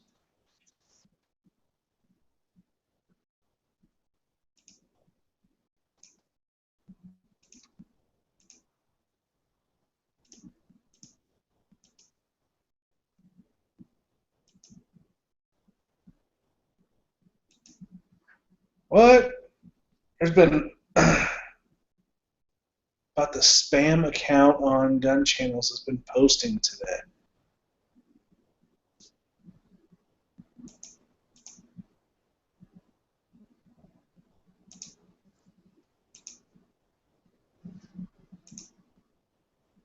What do you mean? Ballistic, come in here.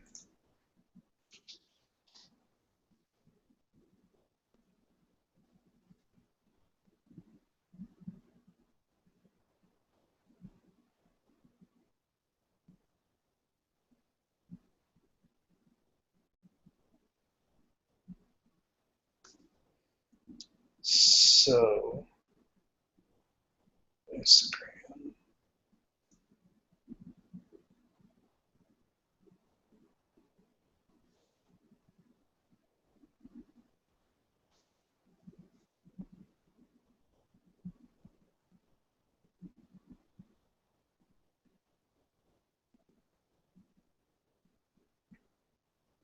What do you mean ballistic? Spam account on gun channels that has been posting today. I'm on gun channels right now. I haven't seen any spam.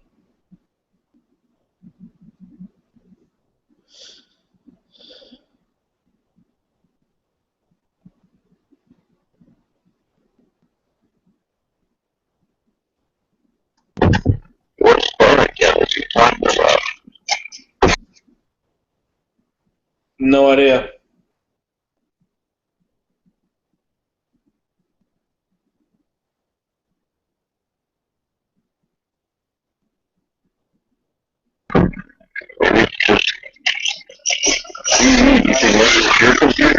Your voice sucks, dude. It's not real body. It's coming through clear, but I mean clean, but it's just, yeah. Well, what does gap mean? Like this? like I can't hear a word. It's all scratchy. So if I talk louder, is that better? Or is it still all jacked up? Now it's great. It's probably because I was kind of like leaning and talking into my arm. Oh, okay.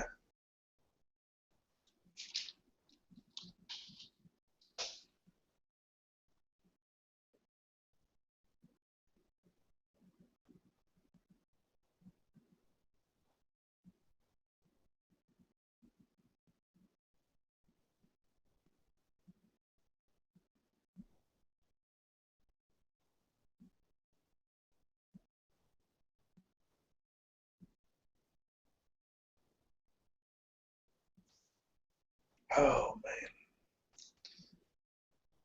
man, we need to get some more people in here.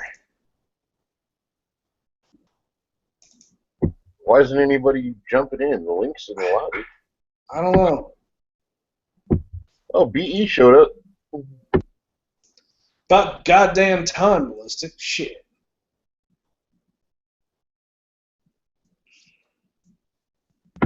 Now all we have to do is get him to unmute and talk to us. You go shoot today, Ballistic?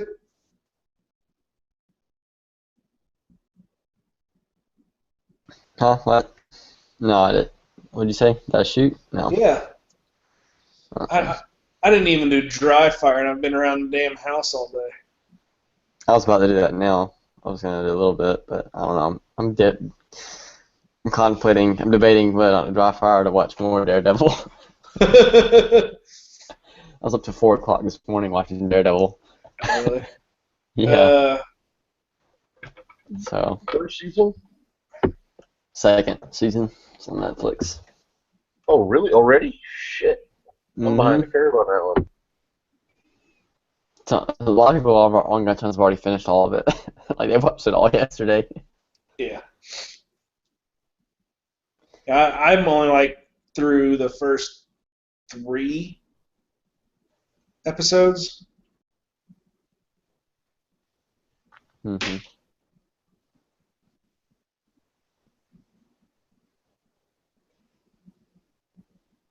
Yeah, I'm on the 3rd one, I think. Pretty good. Yeah. So.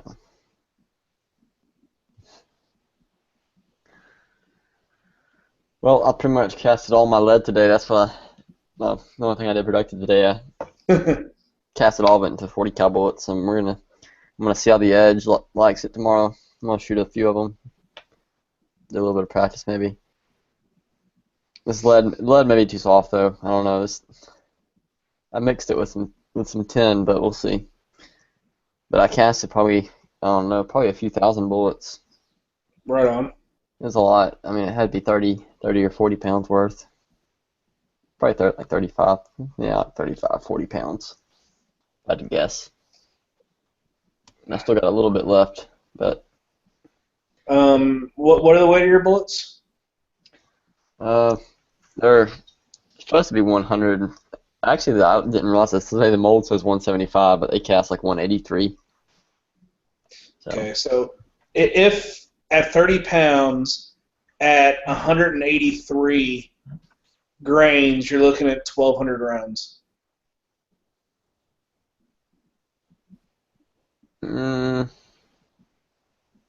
Probably, 30 yeah. pounds times 7,000. That's I think it's more than 30 pounds.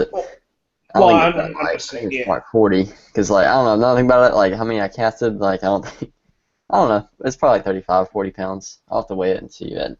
Okay, if it's 40 pounds at 180 grains, it's a little over 1,500.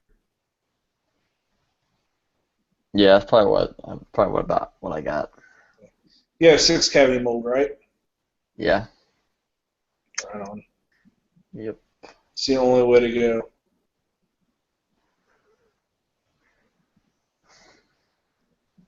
I wish I didn't cast the bullets so freaking heavy, because they shoot a lot harder too because of that. The recoil impulse is a lot heavier than my match bullets. wouldn't be as big. It wouldn't be as big of a deal if they were like a little bit lighter. Because Well, just take a drill to the base of each one. I ain't got time to do that. That's what what I'd do to the bullet. Probably wouldn't do anything to it. Like for pistol range, you probably wouldn't even notice the difference in how it shot. Probably not. Better make it a hollow point. Yeah, we'll see how they shoot tomorrow. They're shorter too, so that's the main reason they shoot hotter, because there's more pressure with them, because they're a little bit shorter than. Because I don't adjust my die. I'm not gonna take the time to adjust my die just to load practice ammo. Unless, I don't know, I might if I get it set up right, I might load all at one time and then be done with it and adjust my die back. But if I leave my die set, it pushes them shorter than my match ammo, so it makes it pretty hot. Which is fine. I mean, I guess it's fine that my practice ammo is a little bit hotter, because that makes it, be easier when I shoot match ammo. But try to practice with the same thing, with the same fill.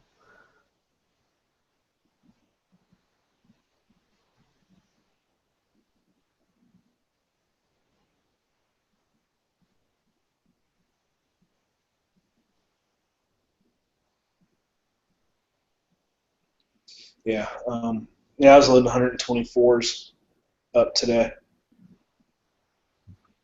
And I out of the almost 1,600, I only had about 30 that were rejects, and I sent those back through the press for the seating die, and a lot of those went ahead and seated and sized just fine. So I probably had 15 that I tossed into my practice, and I pulled 2 bullets because 2 of the cases had big old bulges in the base. So. They wouldn't even pass case gauge. Oh no, not at all. Yeah, it's probably Glock, probably Glock brass. Glock or some open gun. Yeah.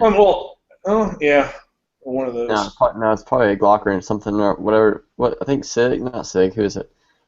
Smith and Wesson. I think some of them had unsupported chambers for a while. I don't know. They're not as bad now. I know that. Like most what they call Glock brass is like from Gen 2 and really early Gen 3 Glocks. I've never seen a piece of brass like that was that bad. Charles brought one time to the range and showed me. He had a piece that was literally like so bad, like it would not fit in the sizing die because the base was so blown up. It's crazy. Yeah, that's how this one was. I mean, it swelled up. I mean, I even sent it through my undersized die, and that didn't even push it in. So.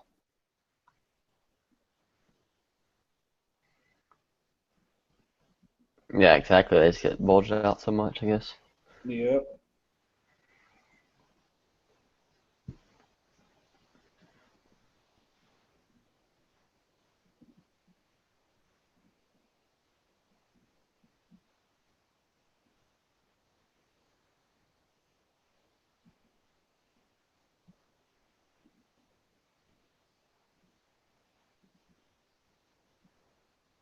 So yeah, I mean, it took me probably, I'd say about 2.5 hours to do that. Went through a little over a pound of powder.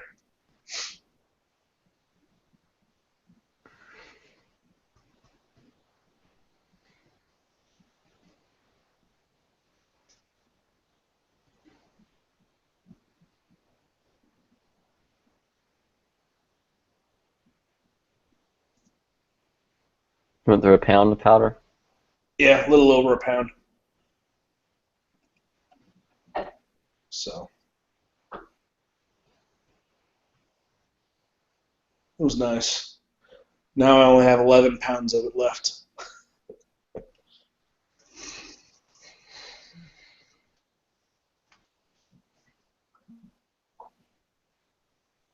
But it was let's see, it was about like the oh geez, the extreme bullets. You know how those are 500 in a box. Mm-hmm. Well, of course, 9mm they come about half full. So I filled all of those up, and I have. So I went through about a box and a half, a little box and a half of those. It was fun.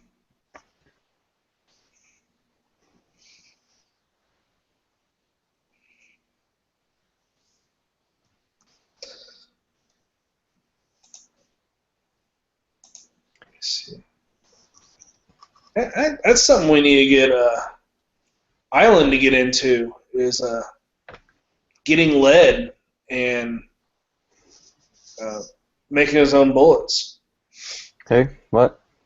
Island, he's getting reloading. He's getting into reloading. Yeah, I don't know. He probably not worth it for him right now. I wouldn't focus on that if I were him. Starting out, like. No, it's just because we like to spend his money. Oh.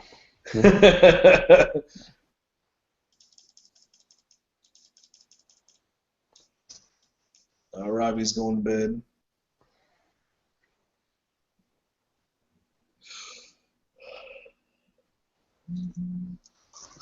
Oh. But you're gonna be bored for a while with your leg bandaged up. Yeah, I mean, today it's feeling a lot better. Like, I haven't tried to run on it or anything, but I do have a match tomorrow, and I'm thinking about go ahead and just putting an ankle brace on it and doing running that, and then going back in the boot. Mm-hmm. I take the boot off just for the stage and put it back on each time. No, I'm not going to do that. Oh, you're gonna take it off for the whole match? Yeah. I mean, it's tendonitis. It's not going to hurt it. It may hurt, but it's not going to hurt anything, Mm-hmm.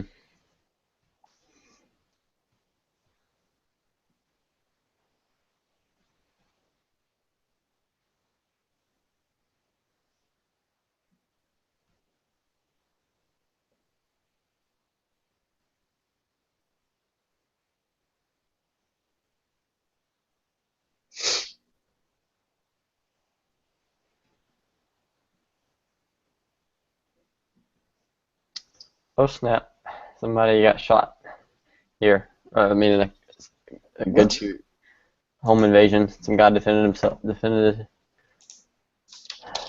see, DeKalb County. I think it's DeKalb County, Atlanta. That's what I was talking about. The area.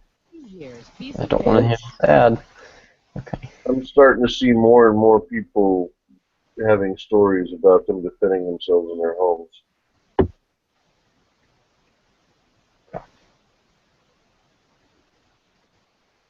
And then there was a story about that 17-year-old kid who got shot robbing that lady's house.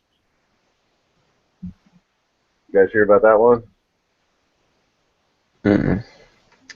Yeah, this 17-year-old kid who was robbing this lady's house. She showed up, shot him, killed him. And now her family or her cousin is saying, well, how else was he supposed to get his money so he could get clothes for school? Right, yeah. Stupid. Yeah, I can't remember where that was at, but like first thing that came to my mind was job, but hey. Oh, and yeah, he's like, he was a 17-year-old kid or whatever. I'm like, well, where's his parents? Yeah, so this guy had two people break into his house. Him and his 4-year-old son. He went upstairs and hid the closet and came out and killed one of them. It's pretty cool. There's a cop out here that did the same thing. He was at home and multiple people broke into his house. And I think he got one or two of them, and one or two got away, and then they caught him later. That's why you use an AR. If you can. If you're in the right area for it. I guess he was getting ready to go to work, take his kids to school, go to work, and they came in, and he defended the household successfully. How dumb used to be to rob like a cop's house? I mean, like, wow. I mean, it's a crappy thing that crap happens, you know, that we actually have to shoot people breaking into our houses and threatening our families, but I think maybe it's more of a pro two-way thing that they're actually starting to tell stories about it now, and it's actually making the news. Mm-hmm. Maybe then people will actually see the need. Well, not only see the need, but hopefully the criminals will start to maybe think twice and not do it. Yeah, but I'll say this: there's a big divide between people who like believe like in having like a shotgun or whatever in your house, but then they don't want people to own ARs. Like there's a lot of people who are like pro assault weapons ban, but also but they believe you should be able to have a gun in your house. Like there's a demographic of that out there for sure. Every person I've known that's actually been involved in a shooting, whether somebody was killed, wounded, physically shot, or just the fact that fire was exchanged, those people generally always want to have more ammunition on them. Mm-hmm. Most people, I'm saying, like, don't experience it, so they, they're ignorant to the fact of it, the situations, and they're just like, they're anti-assault weapon or whatever, quote unquote, and they're just like, oh, well, it's fine, you can have a shotgun in your house, whatever, you can have a, you can have a gun in your house, but you shouldn't be able to have a military rifle, and there's definitely as people are out there for sure. I would actually say that's more like a smaller percentage than a larger percentage. Those are the people that you hear that robot what they hear on TV. Most people, I mean, just looking at gun sales alone, I mean, the whole AR market, the AK market, is blowing up right now. That wouldn't be the case if most people were anti, quote unquote. No, I'm talking about the people that are like anti-gun, like that's this way. They still think you should be able to have a gun in your house. I'm talking about like gun owners per se, or pro-gun people. I mean, they might own a gun, like one or two. Even the anti-gun people might own guns, but that doesn't mean that they think people should have, AR-15s and stuff. Again, I don't think that's true, because you got to remember, they're saying that 1 in 3 people owns a gun legally in the United States. You also got to figure only about half of the people in the United States are old enough or legally able to own a gun. Yeah, there's a majority. There are more kids out there than there are adults. Right. Well, let's say this. Let's say there's 100,000 people under the age of 18. I mean 100 million. That means 200 million over, or 230 million over. And if we have 300 million plus, that's a staggering number. And I saw a meme. Let's take into account. Let's take into account the people that are unable to own them. And just because somebody's over the age of 18, what if they're, I don't know, mentally disabled? You got to take in all the mentally disabled felons, stuff like that. Yeah, I mean, yeah, of course. But I mean, let's say roughly. Okay, then let's say that takes an extra 30 million out. So let's say it's exactly 200 million, and there's over 300 million guns in this country, and like 12 billion or I guess it's trillion rounds of ammo is what they estimate is out there. If we were as violent as the no gun side is, there would be no anti-gun people left. No, we wouldn't have 300 million people in the country. We'd probably have closer to like 150 or less. Probably. Probably actually, we would have killed all the innocents off, and then turned and killed each other off. Yeah, I mean, if we were as violent and as crazy as the anti-gunners call us, oh my God, they wouldn't be around anymore.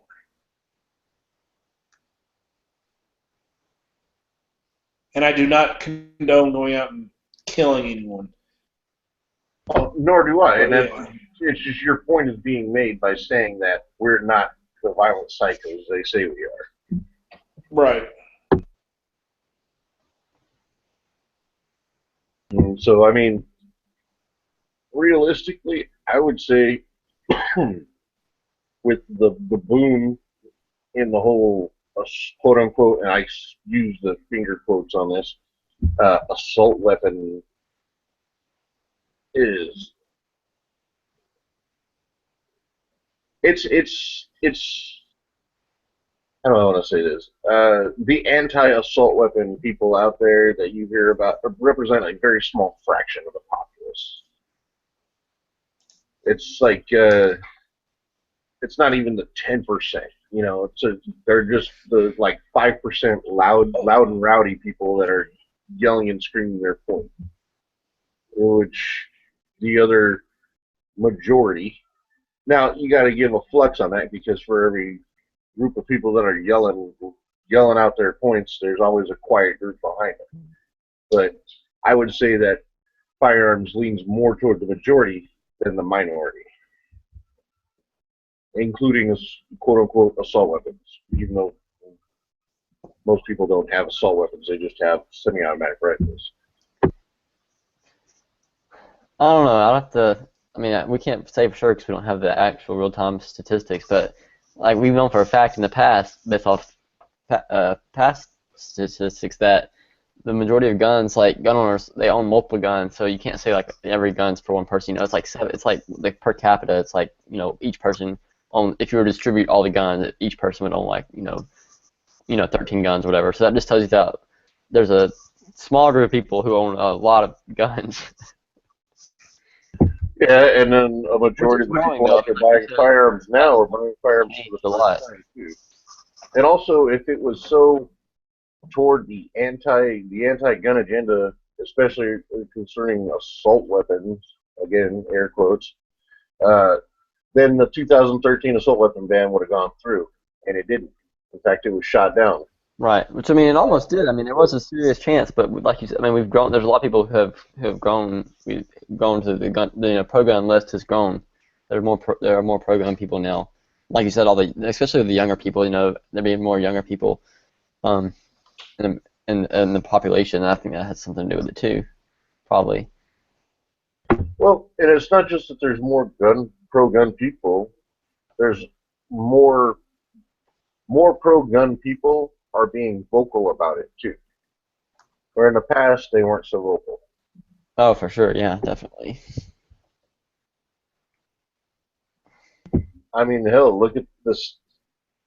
I mean, it's been a big topic in political races for a while, but it's anyway, point being, there are more people buying guns now. There are more people that were anti-gun that are now pro-gun, and there are more pro-gun people being more vocal about it. And even those anti-gun people that are now pro-gun are being more vocal about it too. I think that like internet media has a lot to do with it. Like what we're doing here. I mean, like absolutely. Think about like the assault weapons ban in 1994. There wasn't stuff like this happening online. Like people talking. I mean, there's probably forums and stuff. I mean, I don't know what was out there on the internet in 1994 when the first. There were text forums and stuff like that, but it wasn't basic stuff. Yeah, you had to. I mean, unlike much this, smaller, you had much to go smaller search audience for too, because not everyone. There wasn't a computer. There wasn't a computer or multiple computers in every house like there is now. Right. Or smartphones. I mean, you can literally, have it at our fingertips.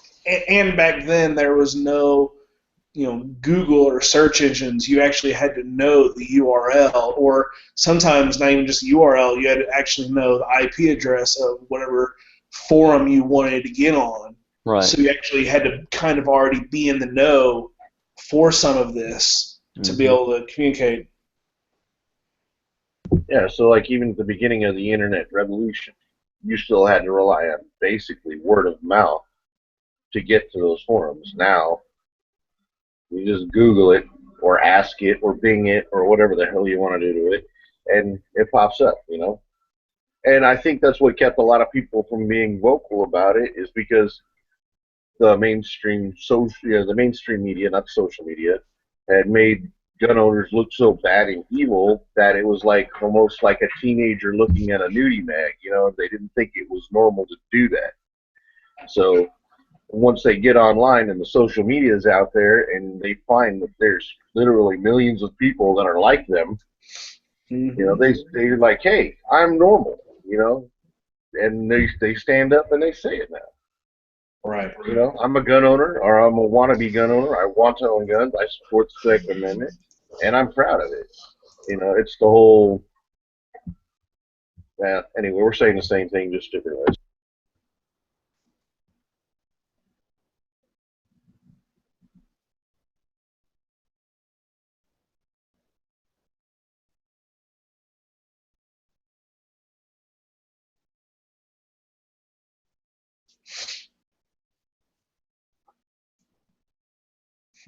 I like gun a lot. Nice. DF2 dot. Why didn't he jump into the chat? Don't know. Yeah, get in here.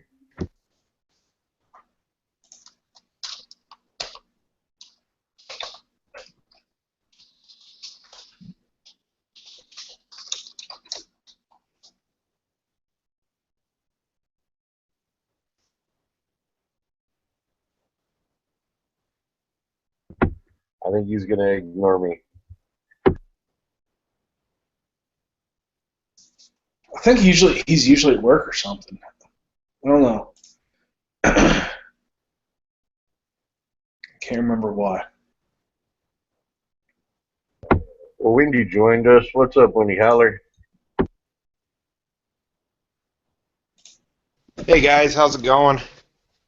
Pretty good. So, I bought some new rings today for a rifle, and I ended up swapping rings on 3 different scopes to get the right height on each one. So, that's what I've been up to. That is fun. Now you have to go out and sight all of them back in. Yeah, one was a 17 HMR, one was a 22, and the other one's for an AR, so it'll be a good day. Yes, it will be.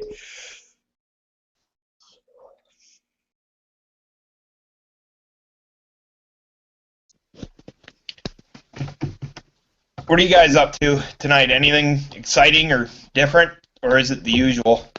I'm just chillaxing right now. Me too. Well, I was kind of working on my safe. I like just told Peace earlier. I sold my friend's dad one of my gun safes actually back like 6 years back for like $400, and I bought it back off him for $100 today because it was sitting in storage doing nothing. And I opened it up and it's full of like mouse turds and shit. So I got to clean it up. Nice. So, do you guys like a spin dial, or do you guys like digital on your safes? I like tumblers. I don't like the digital crap. The digital crap has a tendency to click. I don't know. I just don't trust it. I'm sure they're reliable, but I just don't trust it. I don't trust it. I got a tumbler on mine. I have a champion, I forget, medalist, I think it is. But I bought a house, and it's in the basement, and it's never coming out of the basement. It's a 52 gun safe.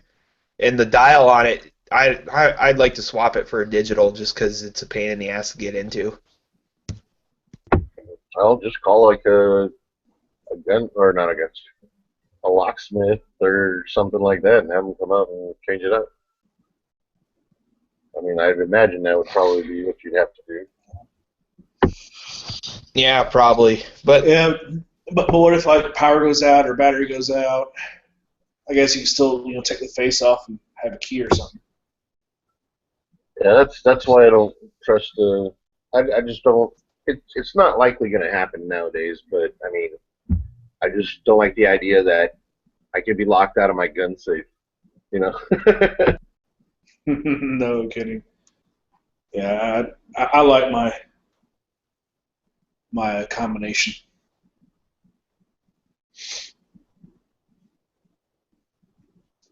But if I had multiple safes, I'd have them all the same combination.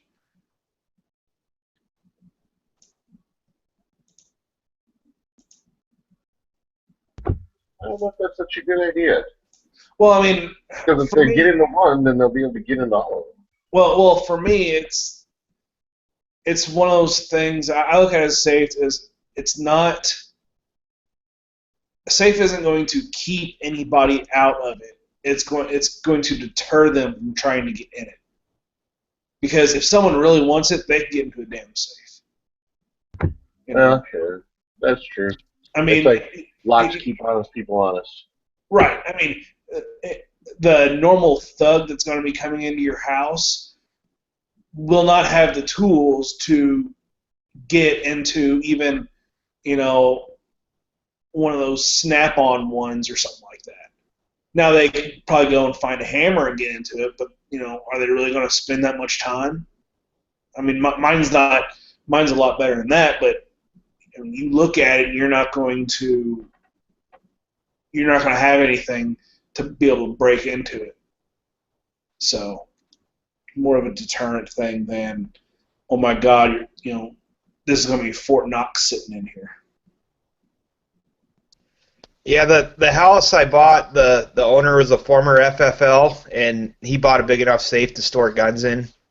So, but I have no idea how they got it through the door and down the stairs because it does not fit. You bought a house that already had a safe in it? Yeah. That's awesome.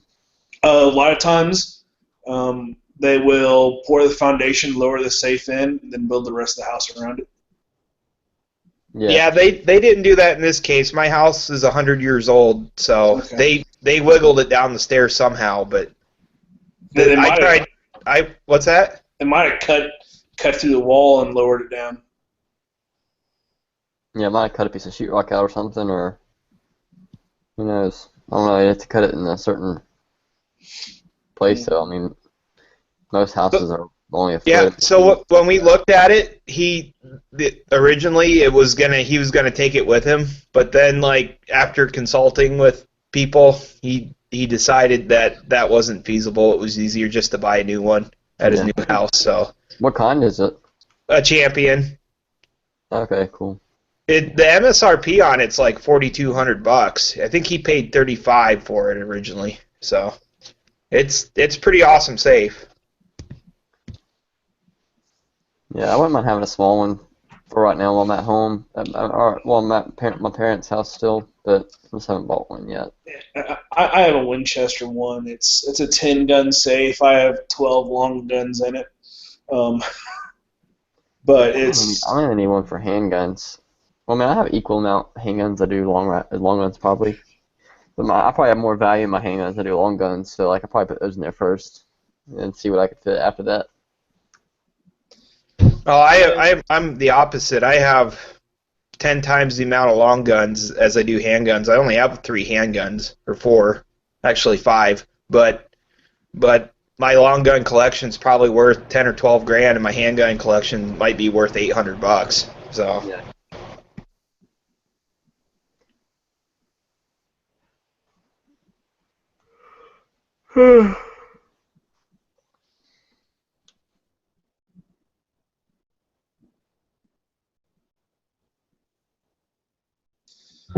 Well, my gun safe's only a little. It's like an AMSEC 8-gun safe, 8 long gun anyway. And that fucking thing was heavy. It took 3 of us just to get in the house. Of course, we also got it out of storage, loaded it in the back of the truck, and all that crap. But yeah, it was a pain in the ass. And we had a dolly. Yeah, mine's only like a couple $100. I think it's like This is the idea that Polecat was talking about. He said he wanted to take the shell, like the metal shell from a hot water heater. So I'm assuming it's a pretty big one, like 100-gallon or whatever. And take the shell and then put like a Lazy Susan gun rack inside of it. Yep. Yeah, I've seen some of the they're like fridges that you open the door, or you need a special magnet or something like that in a special place to unlock the door, and then you just could open it, kind of like a hidden in plain sight type thing. Yeah, I knew a guy that used an old freezer with the key on top to lock it and an upright freezer, and you'd never know it was full of guns. Yep. Hiding in plain sight.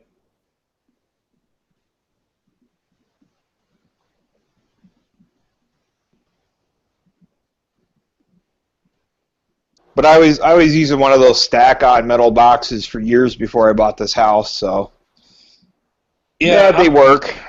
Yeah, they work. I'm well. Whenever I finally get to a house that I know I'm going to be at for a while, or I mean not for a while. Hell, I've been here 7 years, but anyway. But for life, I'm going to get a couple of those stack-ons just for ammo, and then have the safe for guns. Yeah, and I grew up in Pennsylvania, and I live halfway across the country. And when me and my brothers turned 16, our grandfather bought us all a gun safe. So I have a Liberty 32 gun safe out there, but I don't think I'm ever going to make that trip with it. It's just too damn heavy. So I'll probably sell it out there and buy another one someday. I almost got one of them stack-on cabinets. In fact, that's kind of how I came back to rebuying my old safe. I was having some beers during the basketball game with my friend and his dad, and I was telling him I was going to do that. He's like, "Why don't you just buy mine back off? Buy yours back off me?" And I'm like, "Because it's more than I want to spend right now." And he was like, "You're going to pay $100 for that, right?" "Yeah." "Well, mine's sitting in storage doing nothing. Here, $100." And I'm like, "All right." And it's much better quality. Yeah, I work away from my family and live far away during the work season, so my stack-on's with me right now out at work. So Yeah, I mean, in your case, I would definitely have something like that that's a lot more portable. And like I said, it's a deterrent. It's not going to keep someone that really wants to get into it out. It just slows them up. And yeah, with a long screwdriver or a hand drill, you could probably get into it in about 10 minutes. You want the stack-on gun safes? Yeah. Or cabinets, rather. Yeah, you could pop those open with the crowbar, crowbar, pretty easy.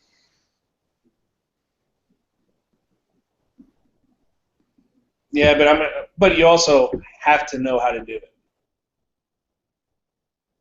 Yeah, it won't be that hard. I mean, you pretty much see a gap, you put the crowbar in it, and you pull. Eventually, something's gonna pop, or you're gonna get something bent far enough that you can reach in and pull stuff out.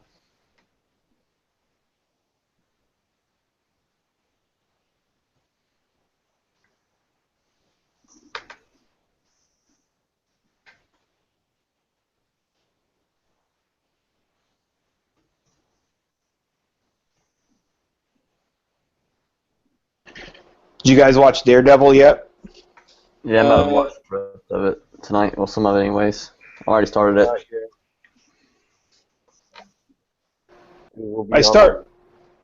I started watching it last night, but the server was too overloaded. It wouldn't load, so I just watched other stuff. But I'll knock it out this week sometime. Matt said he was going to talk about it tomorrow during this chat. What, did he binge watch the whole season already? Matt said he watched it all yesterday. The whole thing? Yeah. Wow. That's my kind of binge watching. But, I mean, you have to think, it's Matt. Of course he's going to watch it all in one day. I mean... I don't know how that guy does it. He does all this YouTube stuff, and he has, 4 kids or something like that? And then 5. Yeah, I mean, that guy, he must not have a single spare minute. Well, unless his wife does a shit ton. I mean, he probably uses his free time to do the YouTube videos and of course binge watch Daredevil, and then like Walking Dead and stuff. That's an hour a week, so. Mm-hmm.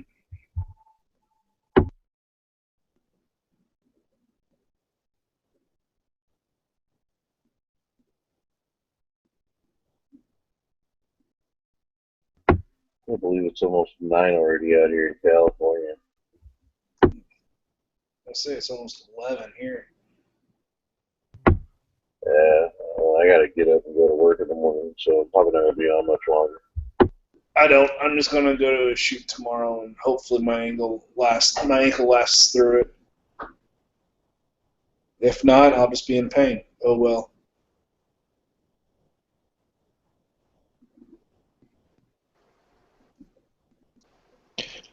I might go sight in 3 rifles tomorrow. Do it.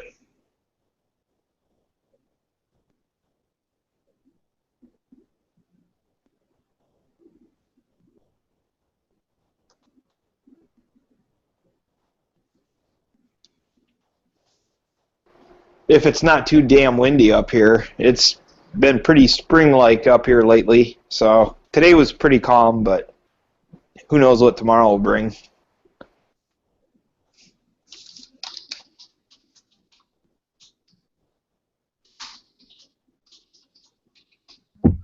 That's right, you're up in like North Dakota, right? Yeah, it's been snowing all week up here. It will snow at night and then melt off during the day. So it's spring. It's March. Pretty typical weather. Yeah, it's like kind of starting to act like it wants to do like a winter thing down here. Like this morning, it was actually last couple of mornings, it was like foggy and overcast, and then like an hour later, it's all sunshine.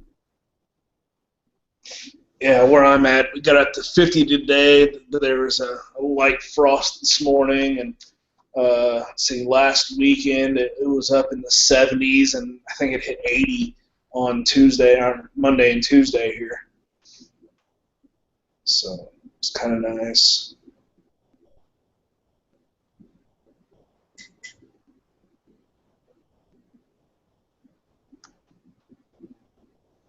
But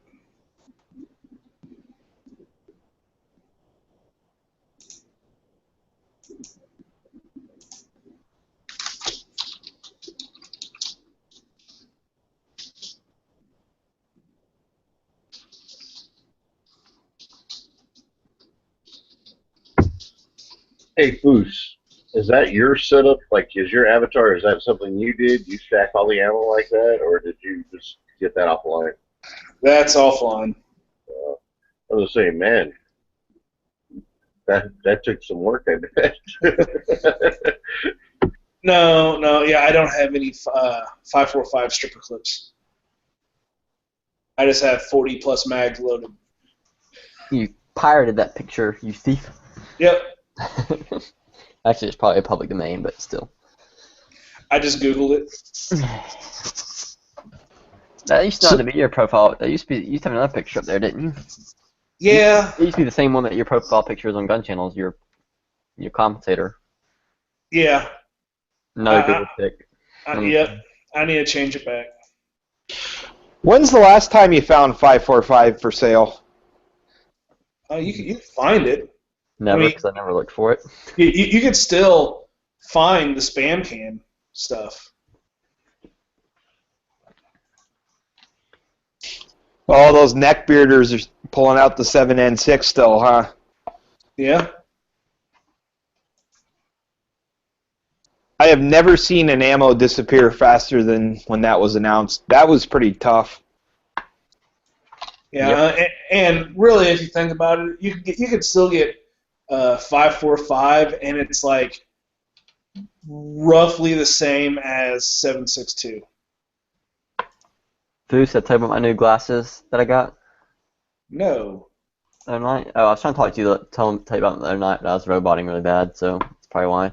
But they're pretty awesome. These titanium frame, and they have no rim. So like when I wear my earmuffs, like they don't. You know how with normal, like I don't know if you've ever shot with glasses on before you had LASIK.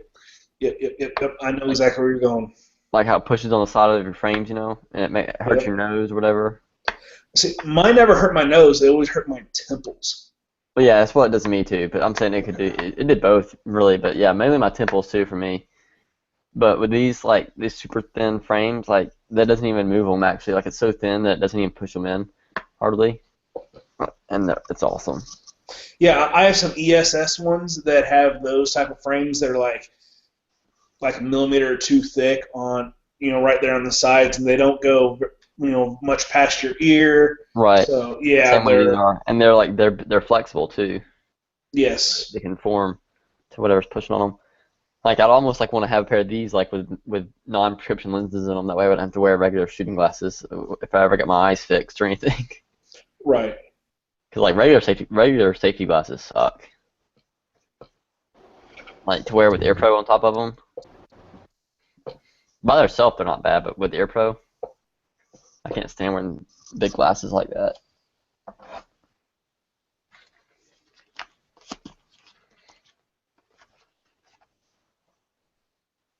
Yeah, I wore Oakleys for years and years, and then whenever I finally went to earmuffs, because I just wore in-ears all the time, I went to earmuffs and I was like, oh, screw this, and I ended up buying those ESS ones, and the frames were like $20, so you could get different types of frames, but the glasses is where the actual lens is what's expensive.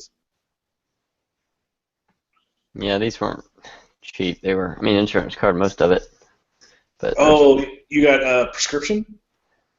I'm talking about these new ones I got, yeah. Awesome. I didn't know they were prescription. I must have missed that. Yeah, that's why I got them. I wouldn't have got them just because I had to wear a prescription. Oh, yeah. Yeah, you don't wear contacts. Are y'all getting any echo off my mic? None at all. Okay, because I was worried, because it's a lot more sensitive than my other mic. Nobody can hear you chewing. Yeah, I can definitely tell it's very clear. But Can you tell I'm eating a banana? Yeah, I can tell you were chewing on something. Well, I didn't think it was a banana, but whatever, if that's what you want to call it. It's a big old banana, too. I went and got it, and I was like, God damn, it's a big banana. I feel inadequate. A toothpick would make you feel inadequate. No. Does it sound clear now? I've been trying to get the settings on this mic right. Yeah, it sounds good. It doesn't sound oversensitive either. Like, how sometimes people have their mic set where like you can hear like the saliva or whatever in their mouth. And Well, I put my little screen over it. Yeah. Oh, gotcha. So I just installed my little screen a minute ago, so. So it's pretty good. Wasn't too bad. It was only like $150 for the new mic and screen. Then I bought a little mixer so I can plug my cell phone directly in.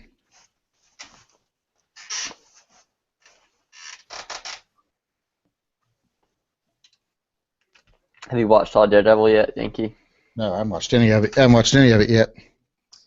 Well, tomorrow, Matt was wanting to talk about it. I ain't gonna be able to. I was up to 4 o'clock watching it this morning. I was like, one more episode, one more. I think I only made they're like an hour long or 45 minutes long a piece, so I only watched like 3 of them. Now I can hook my cell phone to this, and I can do my intro and sounds and stuff without, having to take my speaker down and hold it up to my microphone.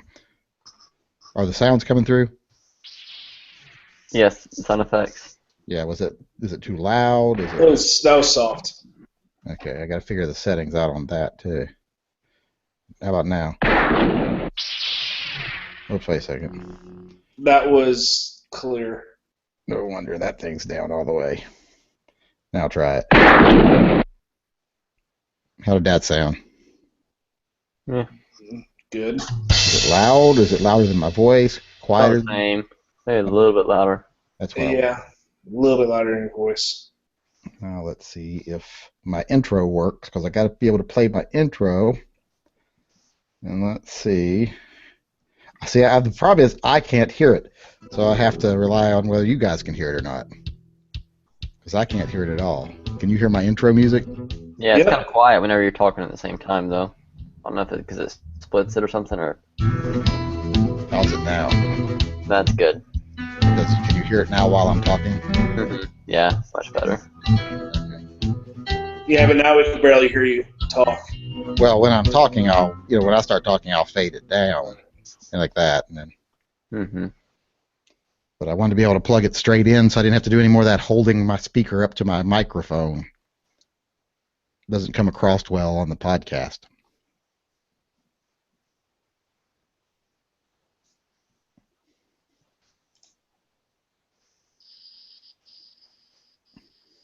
I hated to spend the money on this because I'm trying to save my money to get the ugliest gun in the world. What's the ugliest gun in the world? The Beretta M9A3. I figure by the time I'm actually able to save the money, they might be available on the market again. You can't hardly find them now. Oh, it came out like 2 years ago, right? That shot. Yeah, I think it's about a year ago or 2 years ago. I want the 92G M9A3. So I want the decocker only M9A3. But they're hard to find. You can't even find them on Gunbroker or anywhere else. You got to be careful. You see listings for them, you think it's them, and then it says clone at the end of the listing, where someone just took a regular Beretta and Derek-coded it. Yeah.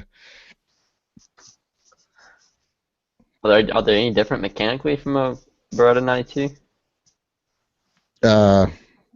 Yeah. They're more like a Vertec. Kind of like a combination between a Vertec and a Brigadier. Okay. Yeah, the grip definitely looks a lot different. What the fuck is that?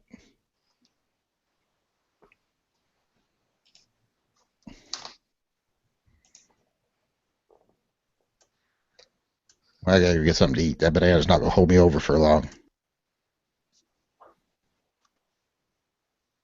I'm gonna dip it in some peanut butter.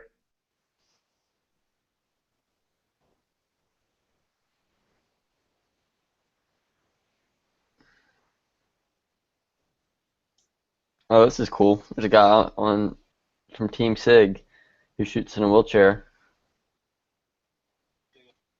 He's shooting still challenge, so I mean, it doesn't really matter. He can shoot just as good as anybody else, you know. He has 2 prosthetics, so I guess he can walk. What was that? I'm watching this guy. I just saw this video posted by USPSA. It's because, you know, Still Challenge Nationals is happening right now. Mm-hmm. And he shoots for Team 6 Hour. His name's Anthony Spinelli. And he's got he's a double amputee, it looks like. And he's shooting from a wheelchair for a Still Challenge. Okay. I'm just sitting here like, Cool. man, you Good, though. fucked up bitches. The fuck you want about her damn bedroom?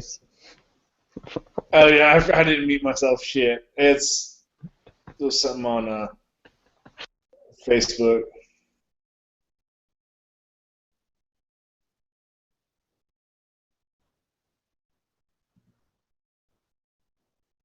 Someone liked the video, and it was a girl ragging on Hillary.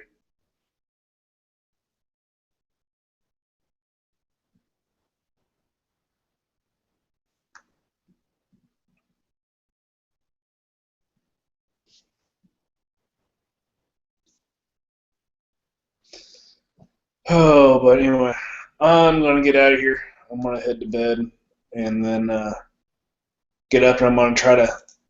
A friend of mine, after posting my last match video, he contacted me. He's like, "Dude, that looks like fun." I was like, "All right, next time there's a match close, I'll let you know if let you go shoot." So he's wanting to do it, and he needed to ask the wife to see if he could go. Here, one of your friends? Yeah. What's he gonna do? Use one of your CZs? No, he has a Glock. Oh, okay, cool. So he already has stuff for it. I mean, he will be pulling mags from pockets, but yeah. Well, that's all right. He can just shoot limited. He only needs 2 mags, maybe 3. Yeah, he has a Glock 34 MOS. Oh, he's shooting carry optics? No. Shooting open? No. He doesn't have a sight. He doesn't have a sight on it. No. He eventually will get a sight on it. You know, I bet that model is not approved for production yet. I bet if you wanted to shoot the MOS model with no sight on it, with no red dot on it, like I wonder if it's approved. I think you. I mean, it probably would get approved, but I don't think it's on the production gun list. Well, it's just a Gen 4. Yeah, but it's a different model. It has to be on the production gun list. Like, it wouldn't be hard. You could probably email Troy and be like, hey, is this approved? And he'd be like, oh yeah, it is. We just haven't put it on. We haven't updated the list yet. That's probably what would happen. I would think, but I don't know. Because I mean, technically, it could be like a weight thing. You know, they could take weight off of the slide by taking that big, chunk out of it. Well, but you have a plate on it, so it's the same weight. Huh? The MOS it's cut. Yes, it's cut out for an optic, but you also have a plate whenever you don't have an optic on. You don't have to have that plate on there though. That's what I'm saying. You don't have to. Yeah. But there'd probably some kind of stipulation with that, like where it has to have the plate in to be production legal. Even though it doesn't really matter, it's stupid, but that's technically like how I think it would be ruled. right, but of course, and this is at a local match. It's not going to matter. Oh yeah, well he's gonna shoot limited anyways, isn't he? Because of the mag capacity. Not sure. I mean, no, not 34, 35 MOS. So let me shoot 9 mil. I mean 34. 34 is 9mm. Or whichever one. You had it right. I don't know all those. Yeah. I mean, I'll just have him shoot limited minor. That way he doesn't have to worry about reloading a bunch. It's first match. Yeah. That's what I was gonna do. I should have for my first. That's what happened to me when I shipped my first match for my Glock, and I was gonna shoot production, and they're like, I don't think you have enough mags. I only had 3 mags or 4. I think I had 3. Mm-hmm. Yeah, I think I had 3 mags. Like, yeah, you're like, why don't you just shoot limited? I'm like, okay, that's fine, and they put me in limited. Yeah, exactly. That's awesome. I just loaded full capacity and it's. Yeah, just exactly. I mean, because you're not going to worry. You're not going to do any blazing times or anything. Just run, shoot, have fun. Yeah, exactly. It was a blast. Yeah. I still remember my first match very specifically. I've thought about that. I can't remember mine.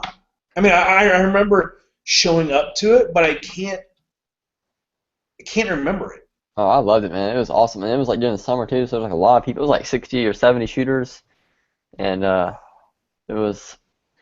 And I shot with you met Brad at Kentucky. He was on my squad, and so I got to watch him shoot. And I was like, oh my gosh, that's so awesome. I'm like, I want to do this. Brad was the open guy, right? Yeah. Okay. And he was on our squad, and I was like, this is awesome. And they had a freaking Cooper's tunnel in my first match. Oh, what? It's called a Cooper's tunnel. You never heard of it? No. It's in the USPSA rulebook. It's where you have the tunnel. It's like 4 feet. I forget the dimensions. I think you can actually change it, how big it is. Maybe I'm not sure exactly the rules on it, but it's a tunnel that you can shoot from, and they put sticks across the top of it. And for every stick you knock off, it's one procedural. So when you go through the tunnel, you gotta be sure not to bump anything. Huh. No, but if a stick falls by itself, it's not a procedural. Like if you're shooting and then one just falls off because like the gas from your comp or whatever, it's not considered a procedural. But yeah, they had that in my first match. That's one of the reasons I remember it too, was doing that, and also I had to run backwards in my first match. Oh, like nice. A long ways, like a retreat, and I did that actually. But now, every now and again, this match I'm going to go to tomorrow, they'll have she'll put 2 clay pigeons out there, and you have to shoot the clay pigeon through like 3-inch PVC pipe that is fairly close to you, and you have to shoot through it and hit them, but those are optional. Is that legal for USPSA? Well, it's probably not, but it's a local match. She does it for fun, and those 2 are optional. They don't count as misses, but if you get them, they count. They count extra.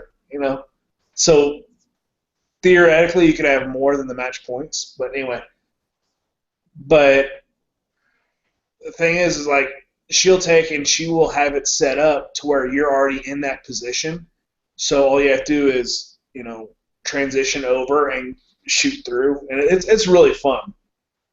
That's a weird way to do it. I think all the people here would probably be like, no, you can't do that, and they'd probably make them change it. But I mean, where you're at, it's middle of freaking nowhere, and it's the same people who shoot the match every time, so it's not. Exactly. I mean, it's not a classifier or anything, so I guess it really doesn't matter. But no, it's not a classifier. But yeah, it's great. I mean, people show up, and well, holy shit, you're finally here, or, holy shit, I thought we got rid of you last time. And I mean, just as soon as you step out of your car, I mean, of course, most over here is like 12, 15 people. You just start getting bragged on. It's great. That's the match you shoot the stages twice, right? No. Well, I mean, yeah. I mean, a lot of the same people are over there too. Right, but I'm saying, okay, but the one with the clays is not the one that you shoot twice. No, that one with the clays. I mean, she's only done it like twice. And, So is that so? Those two matches you shoot, both of those are one person, or is one woman setting them up, right?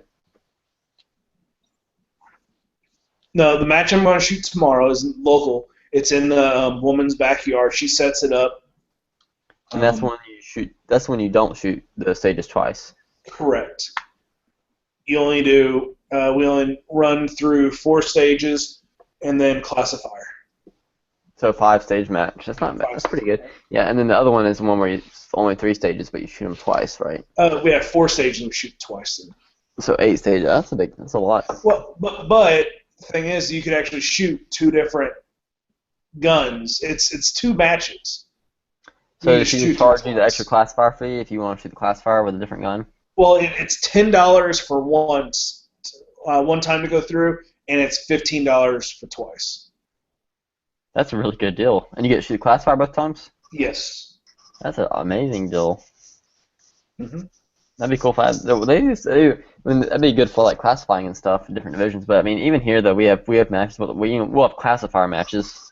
Some of the clubs in Atlanta do, and we're gonna shoot all classifiers, and just come and you shoot 5 classifiers and get classified in one match. Yeah, last fall before I went to the Missouri State Championship, I kind of wanted to go there, go to the range and look at it, since it was only like 2.5 hours away. So I went there on one of their clubs, local matches, and it ended up being their classifier match.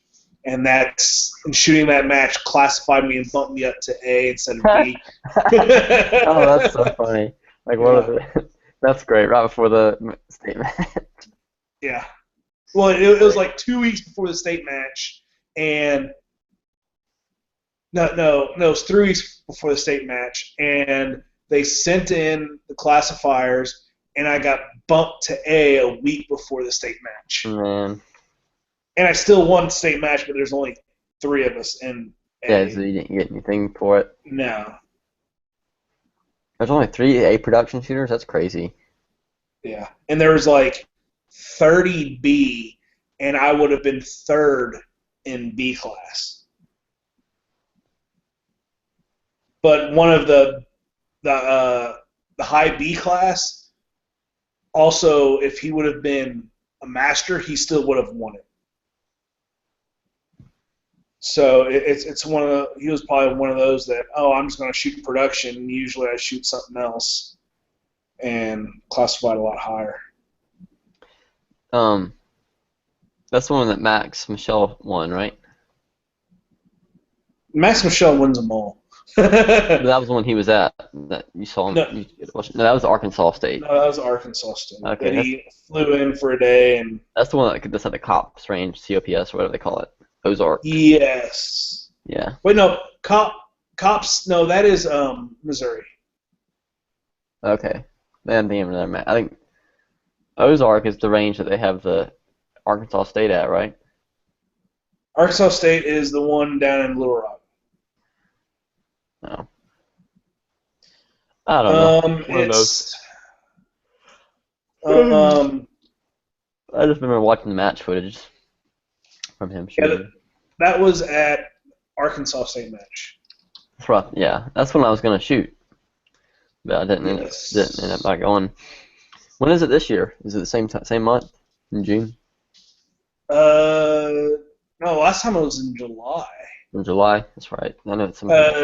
It's CASA, CASA. Okay. When is it? I'm looking on the website now. Let's see.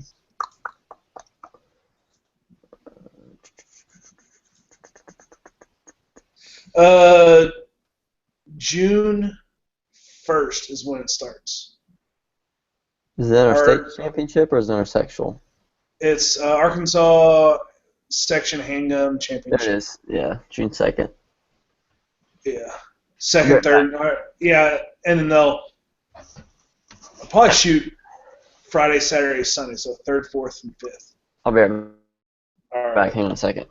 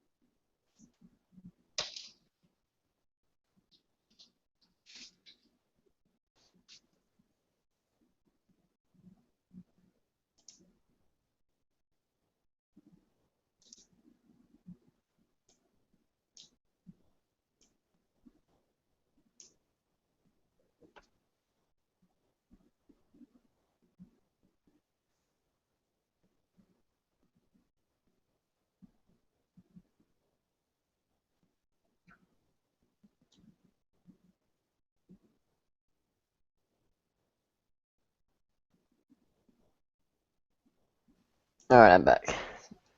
All right. So yeah, it's that weekend. They did half day format last time, right? Well, they were going to, but they were going to do 7 and 3, and we ended up doing 6 before lunch, so we just finished it out.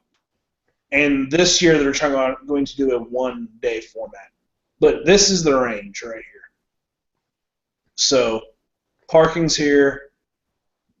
We had one here. No, these are individual ones. So we did. I can't remember. I think we did 2 here, 1 there, 1 there, 1 there, 1 there. Let's see. 2, 3, 4.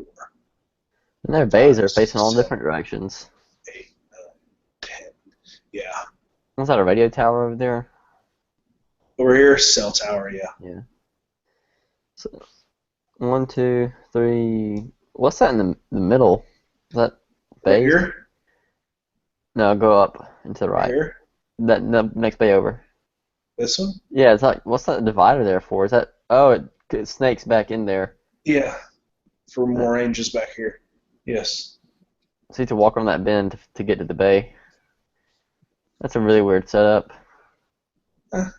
It's what they have. So, but yeah, I mean they had these 3 going, that one going, that one going. So that's 3, 4, 5, 6, 7, 8, 9, and 10. So they didn't have this one going. Mm-hmm. Yeah, I remember watching the footage when Max shot it, and it looks like pretty decent stages. Yeah. And I was nervous as all hell because that was my first outside of my local one and the first outside of the one that we shoot twice. So I was nervous. Like a buddy of mine, he went down. He signed up like 2 weeks before the match, and we went down there. We had a hotel and everything. He got up to take a dump about 12:30 in the morning, and I thought it was time to wake up, and I was all good, totally aware and everything. He's like, "Go back to bed, dude." Was it the guy one of your guys you were shooting with? Yeah. Well, he ended up squatting with Matt Hopkins. Uh-huh. What time did you, And you woke up at midnight thinking it was time to wake up? yeah, it was like 12:30. Well, he got up to use the restroom What time did you wake? What time did you go to bed? like 11:30. What? You're crazy, man. You're wired, huh? Yeah, I mean it was my first bigger match, and I just woke up thinking, all right, it's time to go, and he's like, dude, go back to bed.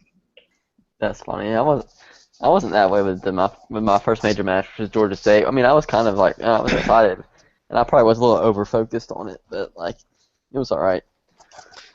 Yeah, but also you shoot with 100 people all the time, whereas Yeah, well, not 100. I mean like 70 or 80 on a good day. Usually 60 still, average. but, Yeah. but still, before whenever I go out and shoot, a busy day is 20 people, 25 people. So That's funny. Well, yeah. I guess that makes a difference. Match pressure, for sure. yep.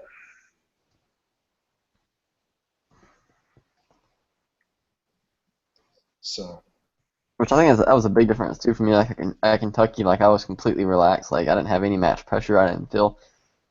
I just shot everything real, just stayed consistent and worked out good. I think that's pretty much all you can do, really. You can't really push it too. You only can push it so much. You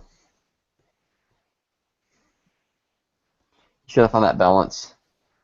Yeah, basically you shoot to your ability. Don't try to push it because it's a bigger match. Right. You have to shoot to your ability. Factor. Yeah. You push it in practice to see what you can do better, and then go from there. Little Rock's so far away. It was like an hour close. 5. Wow. It's really not. It's more distance than this time. Jesus, 580 miles from my house. That is a lot of driving. Yeah, I know. I went to freaking Kentucky. That wasn't as bad. It was 600 plus. It was like east. We was like in western Kentucky, wasn't it? What was it? I don't even remember the name of the town we shot in. It's the middle of nowhere. Here. Kentucky Fried Chicken.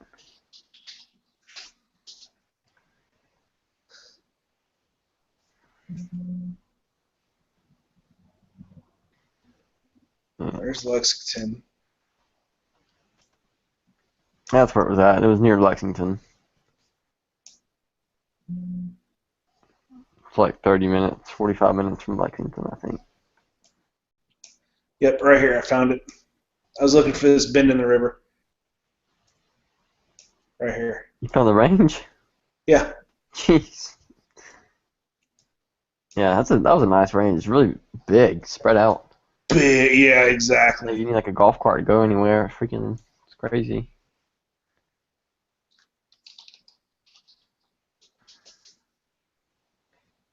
It was in Nicholasville, right? Yeah, that's the name of the place. Yeah. Well, yeah. So Wilmore. That was at Wilmore, Kentucky. That was a town we stayed in. okay, I ended up going this way because my brother yeah, is right about here, so it ended up being 630 miles. Yeah, when you get that, like that's almost too far. Like once you get that far, and you get farther, it's like you just want to fly. Right. Well, I mean, I'm like, well, I could do this way for 5. It would have cut off 80 miles, but the time is only 20 minutes shorter. So I was like, screw it. Just get out on the interstate and go. Yeah. Yeah, if it wasn't so expensive to fly, I don't even think I can fly with a handgun because I'm not 21. Right. When I get older, I'll probably look into it more, fly into matches if I can get a decent ticket price.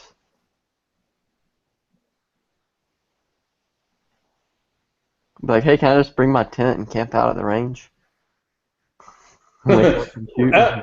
Rent a car and sleep in the car. Yeah. I don't know if that'd be the best way to get the most rest though. I think you'd probably get better rest sleeping in a tent on an actual mattress. Maybe. Well, they make those air-up mattresses for the back of cars now. Mm-hmm. Yeah, I could rent like a minivan or something and lay down in the back seats. Now you're talking.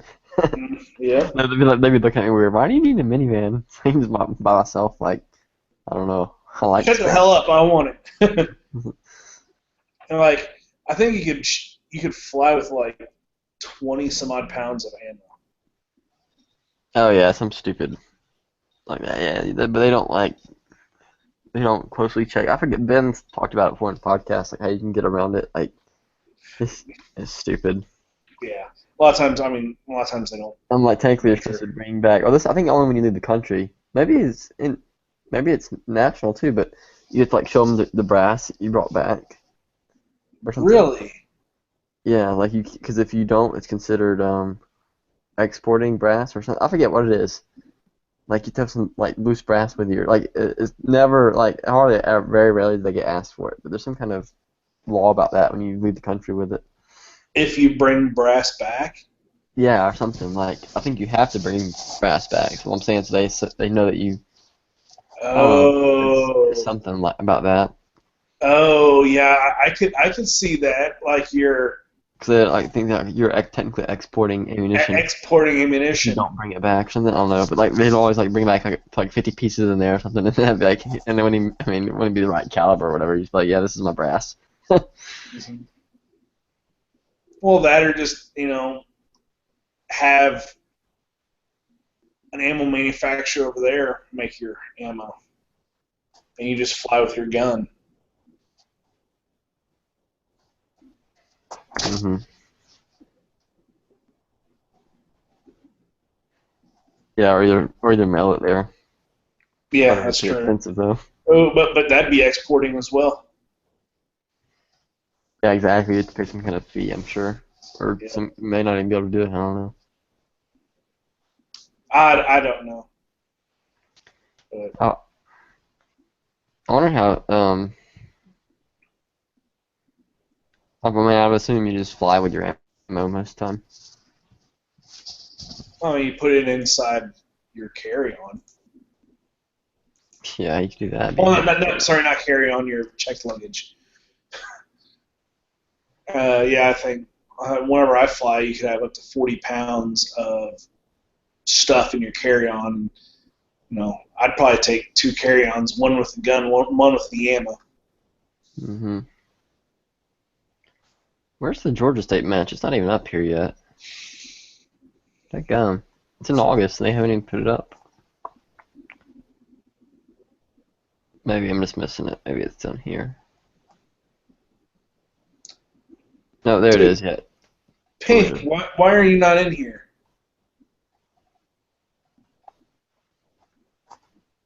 I'm about to head out soon. I'm gonna watch some Daredevil and call it a night here in a second. Yeah, I'll probably head out too. I can't wait to get my powder this weekend, dude. That competition? Yeah. I don't know if you heard. If I told you how much I was getting it for, like the same price that's on Powder Valley's website. I'm getting 8 pounds for $130. Well, I mean, that's not bad. I mean, if you think about it. And that's better than buying it anywhere else. Like, you won't find that deal local or online because you'd pay hazmat if you buy it online. Right, and and he probably bought it with a big. I think he might work for a gun store or something.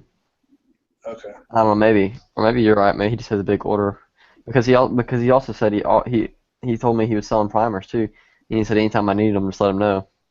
Yeah, he probably does it by big order, and then for whatever he does, and then just gets them locally and sells them. But anyway, yeah, I think I want to bug out.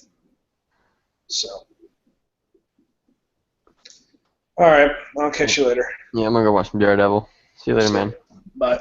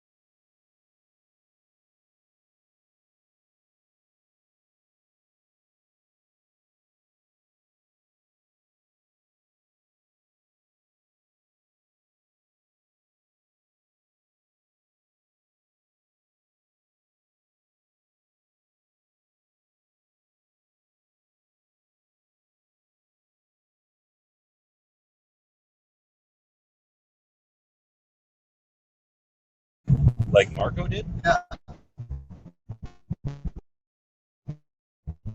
I don't know. USB plug on your phone. You can also charge your phone too. Oh, you just plug it into the USB there? Yeah, the USB right there. So You got another cord? I don't have one handy. You do? You have another cord on you? No, I mean, Because I can give you this battery back then, and then plug in. battery has a cord on it. Oh no, I'm saying I can steal the cord off his battery and plug into Bob's dashboard. He's got a cool dashboard that turns the audio into the speakers in the car. That's my other power cord right there. I don't know. The US, that power thing that I have plugged in. Is it this white thing on? I unplugged it because your outlet's always on. But it's just that. You've got a USB on that? Yeah. I didn't mean, no, there's not a cord on it. Yeah, that's here. You can take it. All right. Go ahead, take it.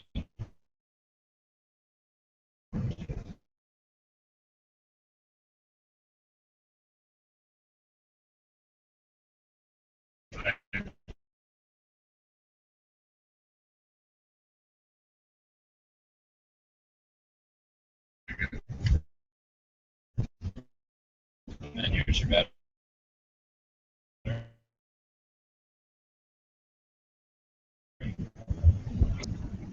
Well, when Marco was doing it, it was saying, "Weren't you in the car when he was doing it?" Yeah, well, that was when he had the podcast. Sorry. Well, yeah, I'm in a hangout though. It's not Ox. There's nobody in the room right now. I think Pete's in there from Florida. Is that you? USB iPod. There you go. And then Pink's in Now here. it's going to say USB.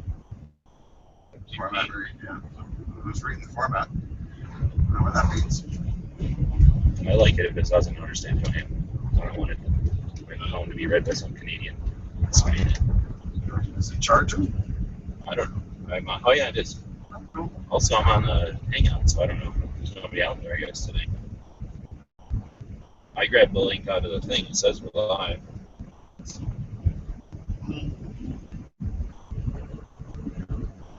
Well, that should still be a Google chat, though, isn't it? Yeah, I'm in one. Yeah. So that's what Marco was doing, was it? Yeah, but he has iStuff. Oh, yeah. Well, maybe that's only iPhones that does that with. That's what I'm thinking. Because I don't know, unless I had an app in here, how would it do it? It's not playing anything. Well, no, There's no sound. Nobody's talking. Nobody's talking. You're talking. Yeah, but was it going to feed back to myself? Yeah. I guess it could try to use my cord, like, well, no. I was going to say like a headphone, but that's different. That would just charge your phone. But this should. I don't see why it wouldn't. I mean, it's. You know, because you don't have to plug an iPhone into that thing. You can plug one of those in and play music off it. It does right. Yeah. Well, MTP means it thinks it's a multi-something. I don't know. It's the USB format. So it's just trying to look for files on it. Like a thumb drive or something, right? Yeah, that's not. It doesn't know that you're actually doing this right now.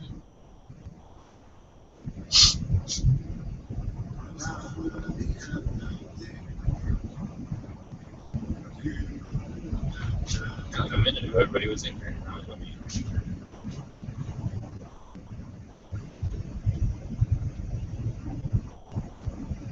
I think Charlie's a lot happier. It's still pretty warm.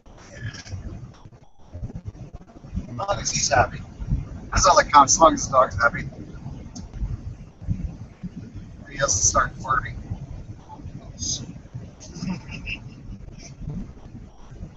It actually hasn't been bad for gas. I had a cat that was pretty.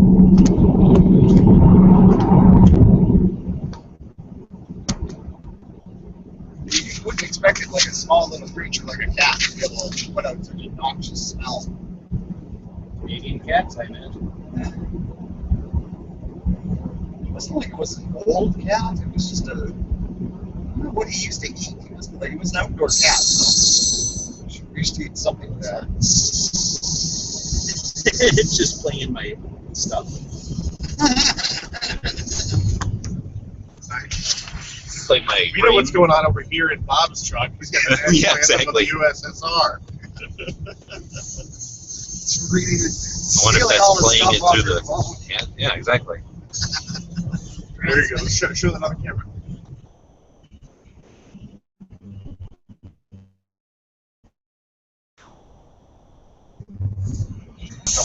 I don't know if they're hearing in the chat or not, though. So in.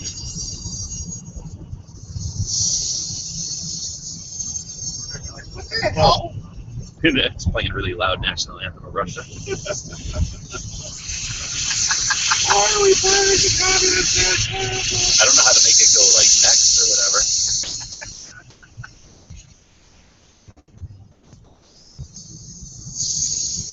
What you have done. Well, this is the beginning of the AK-47 Guru podcast. So whenever I do the podcast, I just play it on my phone. Oh, yeah. Speaker of it. That one.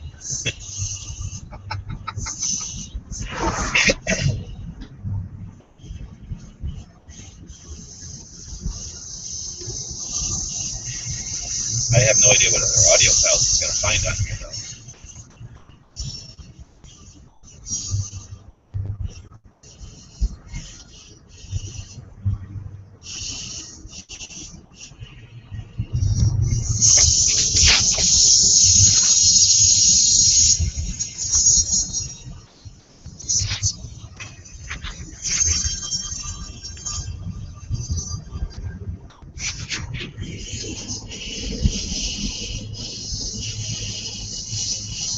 That's scary. Turn it off. And it's still playing. It just stole all night.